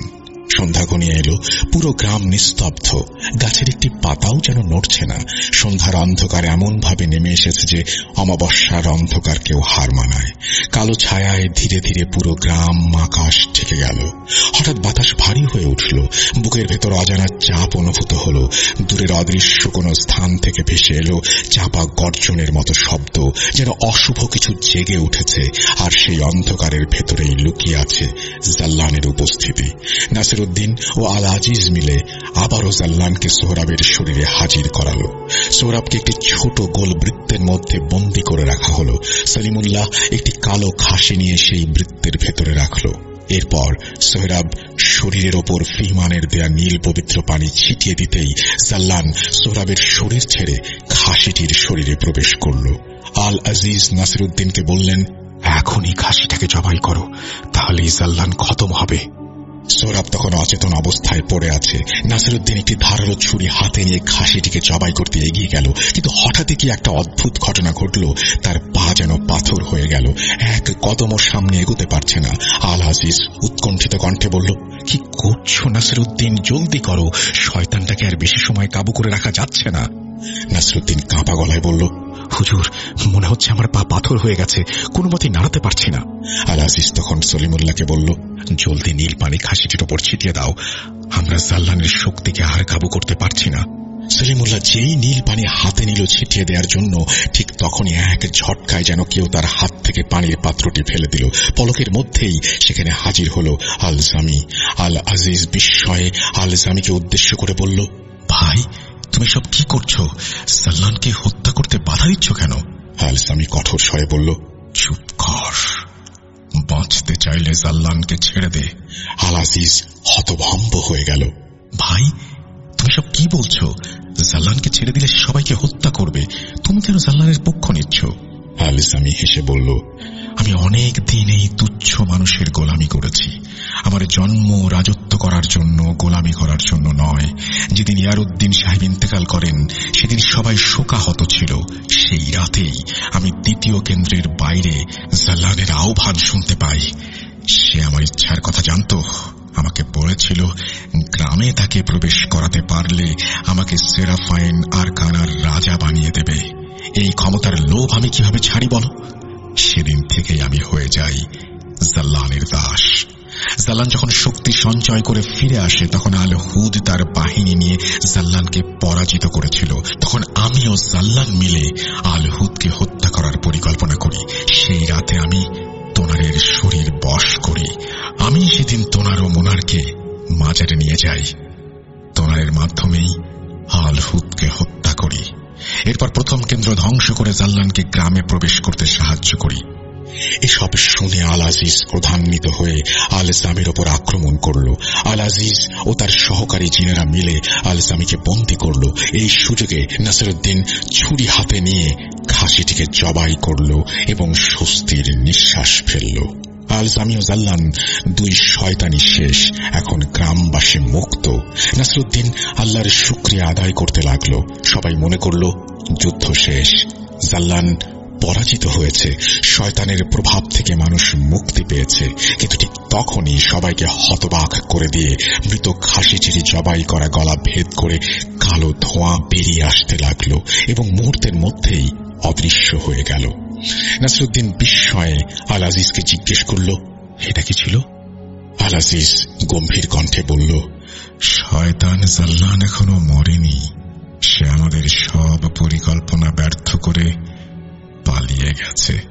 তাহলে উপায়? জাল্লানকে কি হত্যা করা সম্ভব না? এবার সোহরাব দৃঢ় কণ্ঠে বলল, অবশ্যই সম্ভব। তোমার কি মনে আছে সেই বইয়ে কি লেখা ছিল, জাল্লানের শক্তির উৎস হল মানুষ হত্যা, আর জাল্লানের শক্তির শেষ হল আত্মাহুতি। জাল্লানকে কোনো প্রাণীর শরীরে বন্দী করে হত্যা করা সম্ভব নয়। তাকে মারার একমাত্র উপায় হল তাকে মানুষের শরীরে বন্দী করে সেই মানুষকে জবাই করা। সোহরাবের কথা শুনে নাসিরউদ্দিন চমকে উঠল। সে আতঙ্কিত কণ্ঠে বলল, সোহরাব, তুমি কি বলতে চাচ্ছ?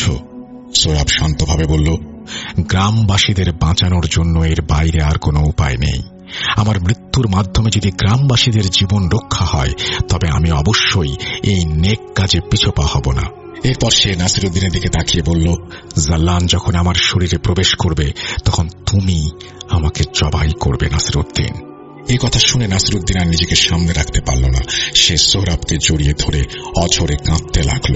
সোহরাব তাকে সান্ত্বনা দিয়ে বলল, বন্ধু, আমার একটি প্রাণের বিনিময়ে আজ হাজারো মানুষের প্রাণ রক্ষা পাবে। আমার জীবনের জন্য আমার কোনো আফসোস নেই, বরং আজ আমি খুশি, কারণ আল্লাহ আমাকে মানুষের জন্য আত্মাহুতি দেওয়ার সুযোগ দিয়েছেন। রাত গভীর হতে লাগলো। চারপাশে আবার সেই অস্বাভাবিক নিস্তব্ধতা নেমে এলো। আল আজিজ ধীরে ধীরে বলল, জাল্লান এমনিতেই আর ফিরে আসবে না। সে জানে আমরা তার দুর্বলতা খুঁজে বের করেছি। তাকে আবার ধরতে হলে ফাঁদ পাততে হবে। নাসিরউদ্দিন বিস্মিত হয়ে জিজ্ঞেস করল, কিরকম ফাঁদ? আল আজিজ উত্তর দিল, জাল্লান এখন দুর্বল ও আহত, তার শক্তি প্রয়োজন। এখন সে মানুষ হত্যা করতে চাইবে। যতদূর জানি, গ্রামে যে 7 মাথাওয়ালা খেজুর গাছ আছে, সেইখানে জাল্লান থাকে। আমাদের একজন তুলারাশির মানুষ প্রয়োজন হবে, যাকে জাল্লানের টোপ হিসেবে ব্যবহার করতে হবে, কারণ এই অবস্থায় জাল্লান কোনোভাবেই সোহরাবের শরীরে প্রবেশ করবে না। এই অবস্থায় তারা গ্রামের একজন তুলারাশি মানুষকে বেছে নিল জাল্লানকে টোপ দেবার জন্য। সেই ব্যক্তি খেজুর গাছের সামনে গিয়ে জাল্লানকে আহ্বান করল এবং বলল, জাল্লান, আমি তোর দাস হতে চাই। আমি রূহ সমর্পণ করছি, যাতে তোমার মাধ্যমে শক্তি সঞ্চয় করে ওদের পরাস্ত করতে পারি। জাল্লান তখন মুমূর্ষু, তার শক্তির প্রয়োজন। এই জন্য সম্ভবত সে সহজেই ওই ব্যক্তির দেহে প্রবেশ করল। সাথে সাথে আল আজিজ তার সহকারী জিনদের দিয়ে জাল্লানকে নিয়ে আবারও গোল বৃত্তের মধ্যে আটকে দিল। এরপর সোহরাব গোল বৃত্তের ভেতরে প্রবেশ করল। ওই ব্যক্তির গায়ে নীল পানি ছিটিয়ে দেওয়ার সঙ্গে সঙ্গে এক বিকট হুঙ্কারের মধ্য দিয়ে জাল্লান সোহরাবের শরীরে প্রবেশ করল। সোহরাব কেঁপে উঠল, তার চোখ লাল হয়ে উঠল, কণ্ঠ বদলে গেল। নাসিরউদ্দিন, এখনই। এই শেষ কথাটুকু ছিল সোহরাবের নিজস্ব। নাসিরউদ্দিনের হাত কাঁপছিল, চোখে অশ্রু, বুক ফেটে যাচ্ছিল। আল আজিজ গর্জে উঠল, এখন না করলে সব শেষ। নাসিরউদ্দিন দাঁতে দাঁত চাপল। এক মুহূর্তে ছুরির ধার নামল। সোহরাবের শরীর মাটিতে লুটিয়ে পড়ল। সঙ্গে সঙ্গে জাল্লানের ভয়ঙ্কর আত্মচিৎকার আকাশ ফাটিয়ে দিল। কালো ধোঁয়া বেরোতে চাইল, কিন্তু আত্মত্যাগের শক্তিতে সে আটকে গেল। ধোঁয়া জ্বলে ছাই হয়ে গেল। এক মুহূর্তে সব থেমে গেল। নীরব সবকিছু। আকাশ পরিষ্কার, বাতাস হালকা। জাল্লানের অস্তিত্ব চিরতরে শেষ। নাসিরউদ্দিন সোহরাবের নিথর দেহ জড়িয়ে ধরে কান্নায় ভেঙে পড়ল। আল আজিজ মাথা নিচু করে বলল, আজ এক মানুষের আত্মত্যাগে পুরো গ্রাম বেঁচে গেল। সেই রাতেই গ্রামের মানুষ বুঝল জাল্লান শেষ, আর সোহরাব সে মানুষ নয়, সে এক ইতিহাস। আমাদের বাড়ির সাথেই আমাদের গ্রামের স্কুল অবস্থিত। বাড়ি থেকে স্কুলে যেতে 1 মিনিটের মতো সময় লাগতো, মানে একেবারেই কাছে। আমার দাদা ছিলেন স্কুলের নাইট গার্ড, এখন অবসরপ্রাপ্ত। আমরা এটা সবাই জানি যে গ্রামে গরমের দিনে বিদ্যুতে খুব ঝামেলা হয়। তখন প্রতিদিন সন্ধ্যার পর বিদ্যুৎ একদম নিয়ম করে চলে যেত বলা যায়। সন্ধ্যার পরে বিদ্যুৎ যাওয়াটা ছিল নিত্যদিনের কাহিনী। এছাড়া আকাশে মেঘের দেখা মিললে আর গাছে গাছে যখন ঝড়ের পূর্বাভাস জানিয়ে দিত, ওই দিন আর বিদ্যুতের আশা করা ছিল বোকামি। তো এমন একদিনে রাত 11টার মতো বাজে, তখন বিদ্যুৎ নেই, প্রচন্ড গরম পড়েছে। আমার দাদা গরমে ঘুমোতে পারছেন না, তার ঘুম ভেঙে গেছে। দাদা তখন ঘর থেকে বের হয়ে আসলেন আর ভাবলেন বাড়ি থেকে বালিশ আর পাটি নিয়ে স্কুলের বারান্দায় ঘুমোতে যাবেন। তো যেই ভাবা সেই কাজ, দাদা একটা বালিশ আর একটা পাটি নিয়ে স্কুলের দিকে যাচ্ছিলেন। তো এমন সময় আমাদের পাশের বাড়ির এক চাচা দাদাকে এসে বলছেন, চাচা চলেন আমিও যাব একসাথে ঘুমাতে। তার কথা শুনে দাদা বললেন, চলো। বলে রাখা ভালো, স্কুলের মাঠে বেশ কয়েকটি কাঁঠাল গাছ ছিল আর কিছু মেহগনি গাছ, যদিও গাছগুলো এখন আর নেই। গাছগুলো কেটে সেখানে এখন নতুন বহুতল ভবন নির্মাণ করা হয়েছে। তো যাই হোক, ঘটনায় ফিরি। দাদা আর সেই চাচা মিলে গেল ঘুমাতে। স্কুল মাঠে তখন ভালোই বাতাস বইছিল। তো দাদা আর সেই চাচা পাটিটা বারান্দায় বিছিয়ে শুয়ে পড়ল। কিছুক্ষণের মধ্যেই সেই চাচা ঘুমিয়ে গেল, কিন্তু আমার দাদার ঘুম আসছিল না। দাদা এদিক ওদিক তাকাতাকি করছিলেন। একটা সময় পরে দাদারও চোখ লেগে আসলো। আমার দাদা প্রায় ঘুমিয়ে গেছেন। এমন সময় কিছু একটা মাটিতে ধপ করে পড়ার শব্দে দাদার ঘুমটা ভেঙে গেল। দাদা এদিকে সেদিকে তাকিয়ে দেখতে লাগলেন, কিন্তু কিছুই দেখতে পেলেন না। দাদা তার মনের ভুল মনে করে আবারও ঘুমানোর চেষ্টা করলেন, কিন্তু এইবার আর ঘুম আসছে না তার। তিনি একটা বিড়ি জ্বালিয়ে টানতে শুরু করলেন আর ভাবতে লাগলেন শব্দটা কিসের হতে পারে। কিছুক্ষণ পর দাদা আবার শুয়ে পড়লেন। তিনি বারান্দার সামনে কাঁঠাল গাছটার দিকে তাকিয়েছিলেন। হঠাৎ তিনি লক্ষ্য করলেন গাছে কি যেন একটা নড়াচড়া করছে। দাদা একটু নড়ে চড়ে বসলেন। ব্যাপারটা কি? তিনি লক্ষ্য করলেন যে গাছ থেকে লেপ কম্বলের মতো দেখতে কিছু একটা মাটিতে পড়ল। তারপর সেখান থেকে 2টা মানুষের মতো আকৃতি অবয়বে পরিণত হল, একটা বড় একটা ছোট। এরপর সেই অবয়ব দুটি তার দিকে এগিয়ে আসতে লাগলো। আমার দাদা বেশ সাহসী, তিনি ব্যাপারটা ভালোভাবে দেখার জন্য উঠে বসলেন। অবয়ব দুটি যখন খুব কাছে চলে আসলো, তখন দাদা দেখতে পেলেন তাদের মুখ দেখা যাচ্ছে না, মুখের জায়গায় ধোয়ার মতো। দাদা তখন ভয় পেয়ে গেলেন। ভয়ে দাদার মুখ দিয়ে কোনো শব্দ বের হচ্ছিল না। আর সেই চাচা তখনও ঘুমিয়েই ছিলেন। দাদা তাকে ডাকতে যাবেন, কিন্তু তিনি তার হাত পা কিছুই নাড়াতে পারছেন না। এরপর তিনি মনে মনে আল্লাহকে ডাকতে লাগলেন। এভাবে কিছুক্ষণ থাকার পর দাদা জোরে একটা চিৎকার দিলেন। চিৎকার শুনে অবয়ব দুটি চোখের পলকে উধাও হয়ে গেল। ততক্ষণে দাদার চিৎকার শুনে চাচারও ঘুম ভেঙে গিয়েছে। তখন দাদা চাচাকে সবকিছু খুলে বললেন। তারপর চাচা সবকিছু শুনে বললেন যে, চলেন বাড়ি যাই, এখানে থাকা ঠিক হবে না। পরে দাদা আর সেই চাচা মিলে বাড়ি চলে আসলেন। তারপর থেকে আর কখনোই যত গরমই পড়ুক না কেন, স্কুলের বারান্দায় থাকার সাহস কেউ দেখায়নি। আসসালামু আলাইকুম সবাইকে। আশা করি আলহামদুলিল্লাহ সকলে ভালো আছেন, ভালোর দলে আছেন। হ্যাঁ, আজকে চলে এসেছি আমাদের গ্রামের। আমরা এখন আছি একটা মাঠের মাঝখান অব্দি, মধ্যখানে যেটাকে বলা যায়। মধ্যখানে অনেকগুলো সরিষা ক্ষেত আছে, সেগুলো দেখাতে আজকে আমরা চলে আসলাম। তবে ক্ষেত দেখানোর সাথে সাথে আমরা কিন্তু একটা গল্পও বলে ফেলবো, ভূতের গল্প, যা শুনতে আপনাদের আসলে অনেক ভালো লাগবে। হ্যাঁ, শুনতে অনেক ভালো লাগবে, আবার একটু ভয়ও লাগতে পারে। জানি না কেমন লাগবে আপনাদের। আমার জানা মতে ভালো লাগবে আর ভয় দুটা একসাথেই পেতে পারেন। ভয়ও লাগতে পারে, ভালোও লাগতে পারে। আপনারা যেভাবে নেবেন সেভাবেই এখন গল্পটা বলা চলে। হয়তো ভয়ও লাগবে আবার ভালো লাগবে। তবে এইগুলো কথা না বলে আগে অল্প কিছু কথা বলে গল্পের কথায় যাই। আজকে আমরা এই মাঠের মাঝখান অব্দি এসেছি এই সরিষা ক্ষেত দেখার জন্য। তাই মনে করলাম যে সাথে যদি আপনাদেরকেও দেখাই, আপনারা হয়তো অনেক খুশি হইতে পারেন, অনেক ভালো লাগতে পারে। তাই আপনাদেরকেও দেখানো শুরু করলাম। হ্যাঁ, চলুন গল্পে চলে যাই এখন আমরা। হ্যাঁ, গল্পটা আমার এলাকার মধ্যে থেকেই, এলাকার মধ্যে বললে চলবে না, পাশের এলাকা থেকে একজনের কাছ থেকে শুনেছিলাম আমি। যা শুনে প্রথমে আমার আমি তো একা শুনিনি, আমি শুনিনি, তবে আমাকে শোনানো হয়েছে। আমি এলাকাতেই থাকি, তবে একজন আমাকে এই গল্পটা শেয়ার করেছে। পাশের এলাকা থেকে একজন এসে শেয়ার করেছে। হ্যাঁ, বন্ধুর বন্ধুর কি যেন হয়, উনি এসেছিল এলাকায়, তাই উনি বলল যে তোমরা নাকি গল্প শুনতে ভালোবাসো। এক কথায় দুই কথায় এরকম গল্প বলতে শুরু করলো উনি। তখন বললাম আচ্ছা গল্পটা বলেন। আর আমিও তো মনে করলাম যে লিসনার্স আপনাদেরকে শোনাতে পারবো হয়তো।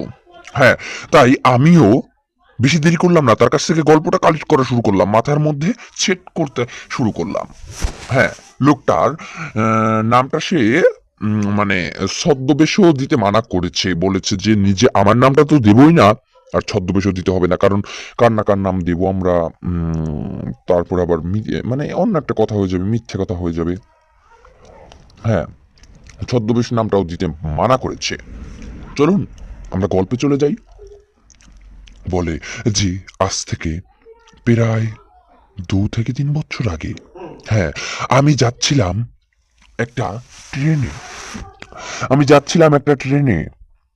যা ট্রেনটা ছিল, আমি যেই বগিতে ছিলাম ওই বগিতে সেরকম একটা মানুষ ছিল না বললেই চলবে। বগিতে কি একটা মানুষও ছিল না বললে চলবে না, আবার অল্প কয়েকজন ছিল। ধরেন একজন ওই লাস্টের দিকে, মধ্যখানে, সবাই এক জায়গা, আর আমি কাউকে চিনি না। তবে তারা সবাই অনেক দূর থেকে এসেছে, তাদের সবাইয়ের সাথে একসাথে গল্প করতে করতে তারা পরিচিত হয়ে গেছে। তবে আমি তো কাউকে চিনি না। আর তাদের মাঝখানে গিয়ে বসবো কিভাবে? তাদের সুইডে তো কোনো সিট নেই, আছে তাদের মাঝখানে বসা যাবে না, যাবে তাদের অন্য সাইডে। তবে অন্য সাইডে বসা, একা একা থাকা আর একলা ফাঁকা এক জায়গা থাকা তো একই ব্যাপার। হ্যাঁ, তাদের সাথে গল্প করতে পারছি না, কিছু করতে পারছি না। হ্যাঁ, তাদের মাঝখানেও যাইতে পারছি না, তবে তাদের পাশ দিয়ে কোনো ছিট নেই। তারা এই পাশে বসেছে, আমার অন্য পাশে বসতে হবে, অন্যদিকে ঘুরে। তাহলে আর কি বসবো? তাদের সাথে মুখোমুখি যদি হতে না পারি, তাহলে আর সেখানে বসে কি লাভ? মনে মনে ভাবলাম। আর তারা তো আগে থেকে পরিচিত, অনেক দূর থেকে এসেছে। তারা হয়তো একে একে এক এক জায়গা থেকে এসেছে, তবে তারা অনেক দূর থেকে আসলেও তারা একবার কিছুক্ষণ কথা বলতে বলতে বলতে বলতে পরিচিত হয়ে গেছে। আর আমি তো কারোর সাথে পরিচিত হতে পারিনি, তাই একই জায়গা একলা বসে রয়েছি। বগির লাস্টের দিকে অবধি একটা বগির শুরু আছে, তবে অন্যদিকে তো শেষও আছে। হ্যাঁ, সেই লাস্টের অবধি আমি একলা একলা বসে রয়েছি, আমি একা একা বসে রয়েছি, আর তারা তাদের মতন গল্প করছে। তবে তারা আমাকে একবার ডাকও দেয়নি। আমি যে উঠেছি তারা দেখেছে, তবে ডাক দিবে কিসের জন্য? আমাকে তো আর ভালো করে চেনেও না। আর তারা ডাক দিলে হয়তো আমি যেতাম নাকি আমি নিজেও জানি না। তবে আমি বগির লাস্ট অবধি একটা ছিটে আস্তে করে বসে পড়লাম, আমার ব্যাগটা এক সাইডে রাখলাম। তবে ছিটটা অনেক বড় থাকলেও শুয়ে পড়া যাবে, একজন মানুষ শুয়ে পড়তে পারবে, ঘুমাইতে পারবে। তবে আমি তো ঘুমাবো না, আমার 4 স্টেশন 5 স্টেশন পরে হতো নামতে হতে পারে, তাই আমি আর কিসের ঘুমাবো। হ্যাঁ, আমার ব্যাগটা রেখে আমি বসে রইলাম। হাতে মোবাইলটাও নেই, আর মোবাইল থাকলেও মোবাইলের চার্জ ছিল না, চার্জ ছিল একদমই অল্প। আর যেখানে আমি যাচ্ছি ওইখানে একটা বাসায় আমাকে উঠতে হবে, বাসায় যাইতে হবে, ওই বাসায় ফোন দিতে হবে। ওইখানের ওই বাসার 1-2জনকে চিনি, নাম্বার আছে, তাদেরকে ফোন দিতে হবে। মোবাইলের চার্জও ছিল না যে মোবাইল টিপে কিছু ভিডিও দেখে কিংবা গেমস খেলে সময়টা পার করব। হ্যাঁ হ্যাঁ, লোকটার বয়স খুব বেশি নয়, সর্বোচ্চ গেলে 30 হবে, উপরে উঠতে গেলে 35 তো হবেই, 35-এর মতনই হবে ধরেন। হ্যাঁ, তখন তো স্মার্ট ফোন চালাই, 3 বছর আগে আমার বয়স ছিল তো মিনিমাম 27 কিংবা 28-30 এরকম হবে আমার আনুমানিক। হ্যাঁ, সে যেভাবে বলেছে ঠিক সেভাবেই বলছি। হ্যাঁ, ঠিক তখনই আমার মোবাইলটা চার্জ নেই, তবে বসে বসে রাতের বাইরের পরিবেশটা আমি একটু উপভোগ করতে থাকলাম। হালকা শিশির বাতাস আসছে, কানে লাগছে, কান ঠান্ডা, মাথা পুরোটা মুখ টুক দিয়ে অনেক লাগছে, গায়েও লাগছে, বেশ ভালোই লাগছে। তখন সময় যাচ্ছিল কেবলমাত্র, মানে সময় বলতে মানে তখন কোন সময়ের দিকে আসছিলাম আমরা, তখন ছিলাম আপনার হচ্ছে, হ্যাঁ, শীত আসবে বলে কিছুটা আসছে আসছে ভাব, মানে পুরো শীত আসেনি, একদম পুরো একটা শীত যে চলে এসেছে সেটা নয়, অল্প কিছু শীত এসেছে, অল্প একটু শীত, কেবলমাত্র শীতের কিছুটা শুরু হবে বলে চলবে। হ্যাঁ, শীতের কিছুটা শুরু হবে বললেই চলবে। হ্যাঁ, শীতের কিছুটা শুরু হবে, বাট বলা তো যায় না, মানে শীত কবে না কবে চলে আসে, তবে শীত কিছুটা চলে আসছে বললে চলবে, বেশ ভালো লাগছিল ফ্লেভারটা, মানে বাইরের ওয়েদারটা খুব ভালো লাগছিল। তখন রাত বেজে চলেছে, ঘড়ির কাঁটা আমি খুলে দেখলাম, ঘড়ির কাঁটা বলতে মানে মোবাইলটা তখন আবার বেরও করলাম, মনে করলাম একা একা বসে রয়েছি, কি বা করব, মোবাইলের চার্জও নেই, চার্জার সাথে থাকলেও ট্রেনের মধ্যে তো আর চার্জ দেওয়া যাবে না, কি করব, বসে রয়েছি। মোবাইলটা বের করে ঘড়ির কাঁটা দেখলাম, ঘড়িতে বাজতেছে প্রায় 1:39, মধ্যরাত। 1:39, মধ্যরাতই তো, মাঝখানে কিনারেও নয়, শেষের দিকও নয়, একদম মাঝখানেই আছি। 1:39। হ্যাঁ, ঘড়ি মোবাইল বের করতে করতে দেখে মোবাইল রাখতে রাখতে আবার 40 মিনিটও বেজে গেল, আর 20 মিনিট বাকি আছে 2টা বাজার।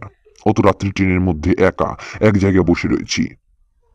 হঠাৎ, হ্যাঁ, বাহিরে থেকে নয়, প্রায় ট্রেনের মধ্যে থেকেই কোথা থেকে একটা আওয়াজ আসলো, খিরে তুই একা কেন, তোর কাছে তোর সাথে কেউ নেই, যা ওই সবার মাঝখানে গিয়ে বয়, একা একা বসে থাকা ভালো না, ভয় করবে না তোর।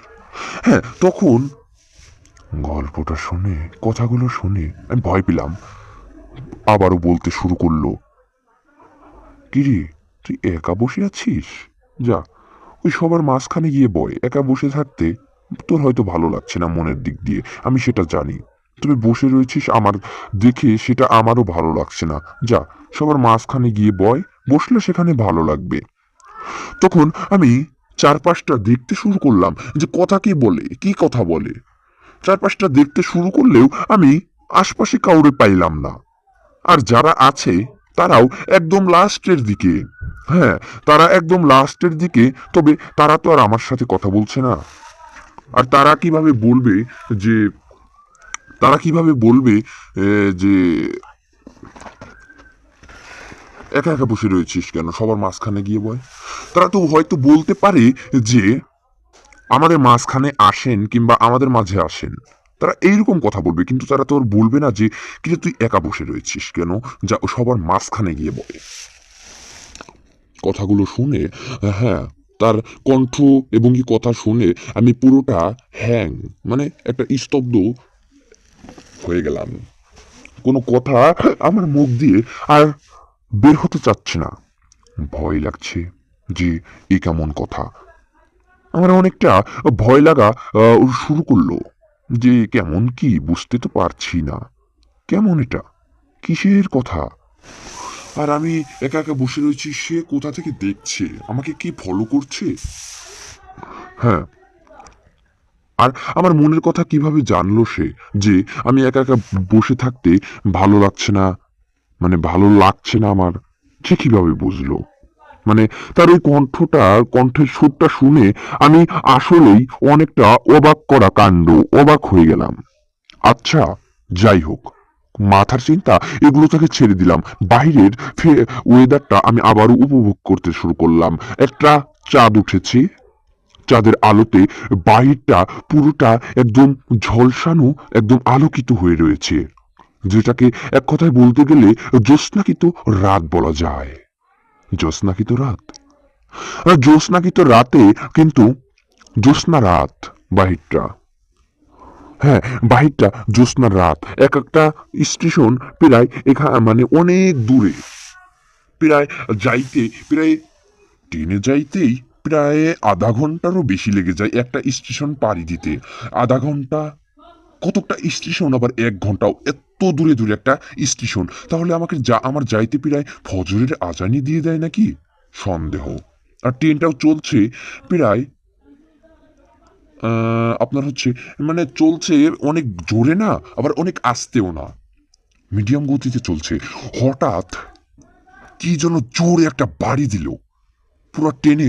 মনে হচ্ছে ট্রেনটা মানে অ্যাক্সিডেন্ট, মানে কোথাও একটা, মানে ট্রেনটা কোথাও গিয়ে একটা দেয়াল কিংবা কিছুর সাথে মানে লাগিয়ে দিয়েছে।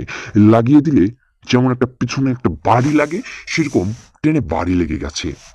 আমি তো শুনে পুরোটা অবাক, মানে শুনে বলতে আমি মানে যখন ওই বাড়িটা লাগলো, আমার মনে হয় আমি এই সিটের থেকে সামনের সিটে চলে গেলাম, ভয় মানে ধাক্কায়। হ্যাঁ, ধাক্কায় সামনের সিটে চলে গেলাম। এরকম সামনের সিটে যেয়ে রডের সাথে জোরে একটা বাড়িও খেলাম, বেশ মাথাটা পুরো ব্যথা লেগে গেল। আর হঠাৎ করেই তাদের আনাগোনা আর পেলাম না। হ্যাঁ, তারা যেখানে বসেছিল তাদের প্রায় ওইখানে 7 থেকে 8 জন বসেছিল, একটা 2 সিট নিয়ে তারা গল্প করছিল।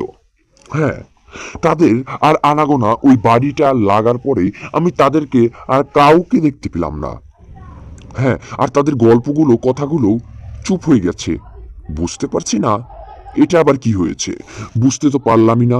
তবে মনে করলাম যে দেখি মোবাইলের তো চার্জ যেটুকু আছে তাদেরকে ফোন দেওয়া যাবে, আর মোবাইল টেপা যাবে না, মানে মোবাইল দেখা যাবে না। একটু দেখি সামনে গিয়ে লাইট লাগিয়ে, যে আর লাইট লাগিয়ে বলতে কি, ট্রেনের মধ্যে লাইটও ছিল, তবে লাইটগুলো হঠাৎই মানে ওই বাড়িটা লাগার পরে বন্ধ হয়ে গেল লাইটগুলো। হয়তো লাইটের তার কেটে গেছে কিংবা লাইট ডিসকানেক্ট হয়ে গেছে। তবে সবগুলো একসাথে, মাথার মধ্যে আবার এগুলো চিন্তা আসছে যে সবগুলো লাইট একসাথে কিভাবে ডিসকানেক্ট, সবগুলো একসাথে, হ্যাঁ, সবগুলো একসাথে কিভাবে ডিসকানেক্ট হয়ে গেল। আমি তো ফুল অবাক। আবার মনে মনে ভাবলাম যে হতেও তো পারে, ইলেকট্রনিক জিনিস কখন কি হয়ে যায় বোঝা যায় না। তবে ইলেকট্রনিক জিনিস কখন কি হয়ে যায় বোঝা তো যায় না। যাক, যাই হোক হোক, আমি দেখি তাদের কি খুঁজে পাওয়া যায় নাকি। তবে ট্রেনটা কিন্তু তখনও থামেনি, ট্রেনটা চলছেই। সেই আগের থেকে একটু গতিটা একটু বেড়ে গেছে ওই ধাক্কাটা খাওয়ার পরে। মনে হচ্ছে যে এতটা গতি বেড়ে গেছে, মনে হচ্ছে ভেঙে চড়ে যাচ্ছে। গতিটা চলছে ভালোই, বেশ মনে হচ্ছে আগে যেরকম চলছিল মিনিমাম ফজরের আজান দিয়ে দিত, তবে এখন মনে হচ্ছে ফজরের আজানের আধা ঘন্টা আগেই বাসায় চলে যেতে পারবো তাদের, যাদের বাসায় আমি যাওয়ার জন্য যাচ্ছি। মানে তারা হোস্টেলে থাকে, তারা বাসায় তো থাকে না, তারা হোস্টেল ভাড়া করে, মানে ব্যাচেলারের মতন রুম ভাড়া করে থাকে। তবে সেখানে গিয়ে ওঠা যাবে, মানে আমিও সেখানেই থাকবো এখন থেকে।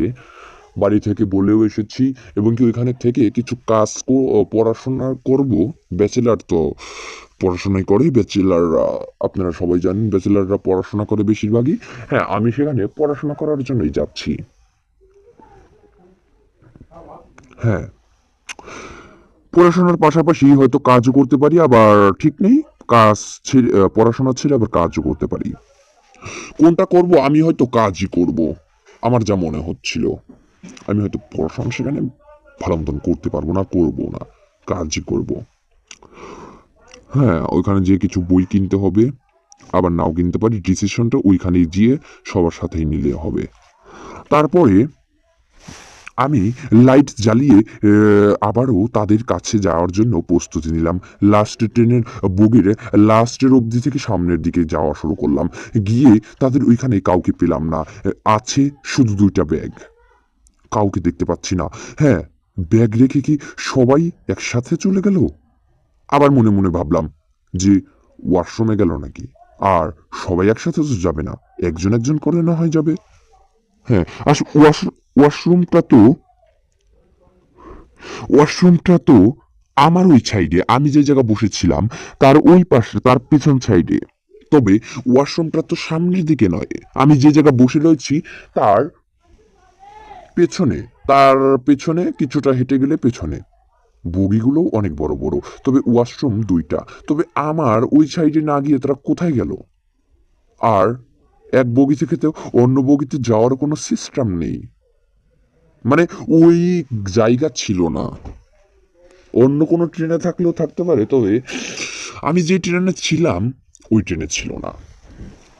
হ্যাঁ, আমি দেখে পুরাটা ভয় পেয়ে গেলাম। আর আমি যে জায়গা ছিলাম তারা হঠাৎই সেখানে চলে গেল। মানে আমি যে জায়গা বসেছিলাম তারা ওই জায়গা, আর পিছনে দিয়ে তাকা, মানে হঠাৎ তাদের কিছু কথা শুনতে পেলাম। তাদের কথা শুনে আমি পিছনের ওই দিক জায়গা, মানে আমি যে জায়গা বসেছিলাম পিছন দিকটায় ওই দিকে তাকাইলাম। তখন দেখি যে তারা আমার ওইখানে।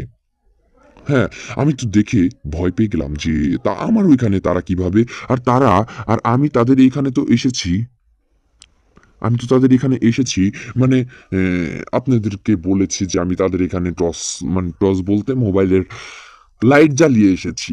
তবে তারা মানে তারা আমার ওইখানে গেল কিভাবে? আমি ভেতরটাতে অনেকটা ভয়ে কাতরেই যাচ্ছিলাম বললে চলবে। ভয়ে অনেকটা, অনেকটা ভয় পাচ্ছিলাম। এগুলো আমার সাথে কি হচ্ছে না জানি, না জানি কোথায় না কোথায় ফেসে গেলাম। আল্লাহই জানে কোথায় ফেসে গেলাম আমি। আল্লাহ বাঁচাও। তওবা পড়তে পড়তে, তওবা পাঠ করতে শুরু করলাম। হ্যাঁ, কিছু ভয়ের, মানে ভয় কাটানোর কিছু দোয়া পাঠ করতে আমি শুরু করে দিলাম, যে জানি না আমি কিসের মধ্যে দিয়ে আছি।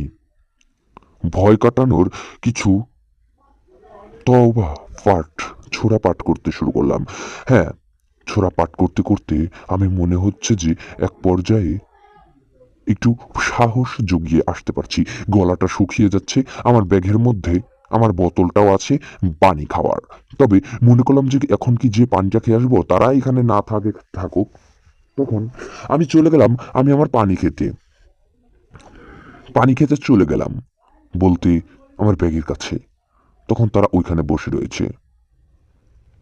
হ্যাঁ, তারা ওইখানে বসে রয়েছে। আমি আমার ব্যাগের থেকে পানিটা বের করে খেয়ে নিলাম। গলাটা শুকিয়ে যাচ্ছিল, গলাটা একটু ভেজাইলাম। ভেজানোর পরে আমার একটু ভালো লাগছে তখন। আর গা দিয়ে মনে হচ্ছে ওই শীতের দিনে গা দিয়ে ঘাম ঝরছে, মুখটা একদম, মুখে পানি ঝরে গেছে। মুখে একটু পানি নিয়ে নিলাম, মনে হচ্ছে যে আমার ঘুম পাচ্ছে।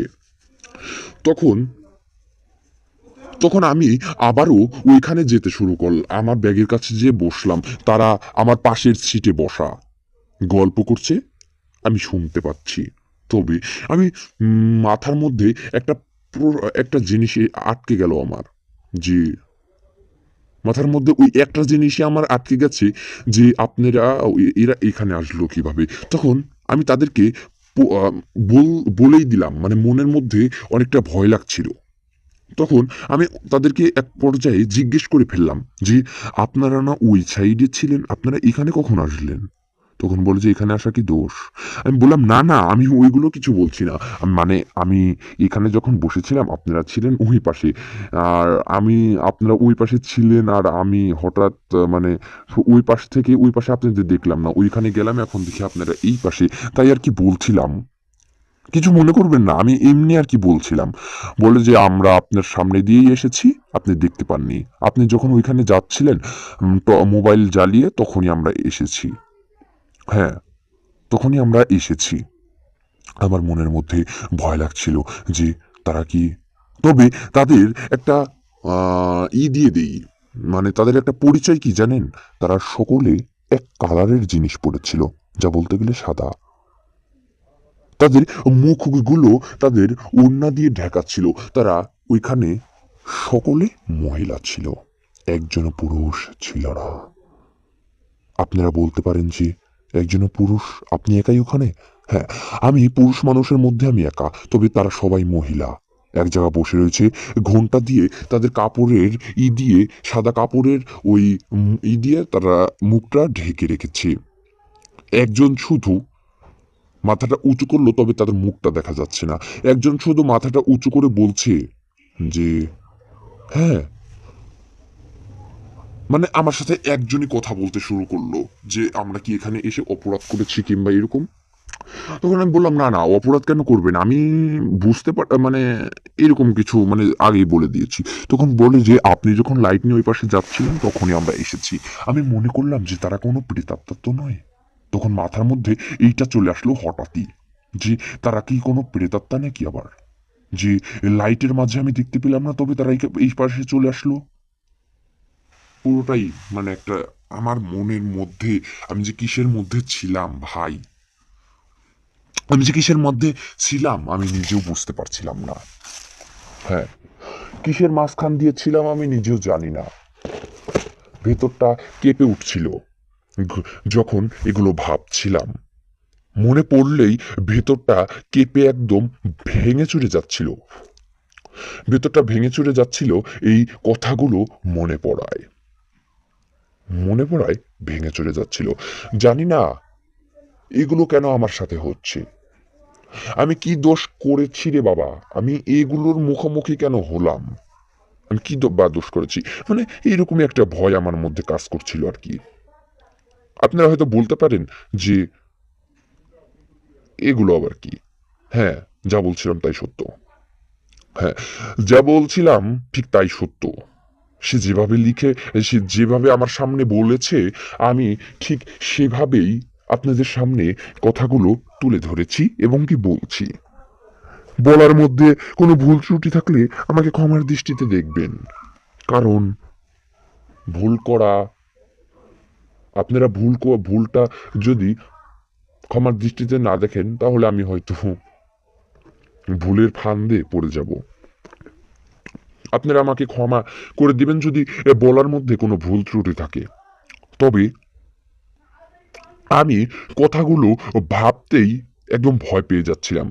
কথাগুলো ভাবতে আমার ভেতরটা কেঁপে উঠছিল। তখন আমি আস্তে করে চুপ করে বসে রইলাম। চারপাশটা অন্ধকার, চারপাশ বলতে ট্রেনের মধ্যে অন্ধকার, কারণ ট্রেনের মধ্যে আর লাইট ছিল না। লাইটগুলো ডিসকানেক্ট হয়ে গেছে, ট্রেনটা চলছে চলার গতিতে। হঠাৎ একটা স্টেশনে গিয়ে থামলো, একটা স্টেশনে গিয়ে থেমে গেল, মানে একটা স্টেশন এসে দাঁড়াইলো। আমি আরো 2টা স্টেশন পরে গিয়ে নামবো। হ্যাঁ, আমার ধারণা যা, আর ওই স্টেশনটা আরো 2টা স্টেশন পরে, ওইখানে লেখাও থাকে। স্টেশনের সাইনবোর্ডে লেখা থাকে এই মানে নাম লেখা থাকে কোন স্টেশন, এটা কোন স্টেশন কোথায় এটা লেখা থাকে। আসলে আমি সেটা দেখতেও পাচ্ছিলাম। দেখে তারপরে আমার স্থান আসলে আমি নেমে যাব। দেখতে অনেকটা ভয় লাগছিল। তাদের গল্পটা যখনই মনে পড়ছে ভয় লাগছে।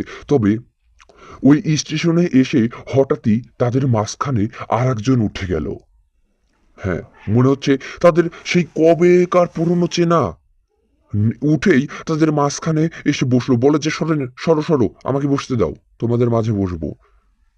সেও সেই একই কাপড় পরা ছিল, সাদা কালার, হাতে একটা ব্যাগ, মাথা ঢাকা। এরকম দেখতে আমার স্টেশনটা চলে আসলো। তো গল্পটা এখানে শেষ করছি। পরবর্তী পার্ট এলে আমি আপনাদের সামনে আবারও তুলে ধরবো। আসসালামু আলাইকুম, সবাই ভালো থাকবেন।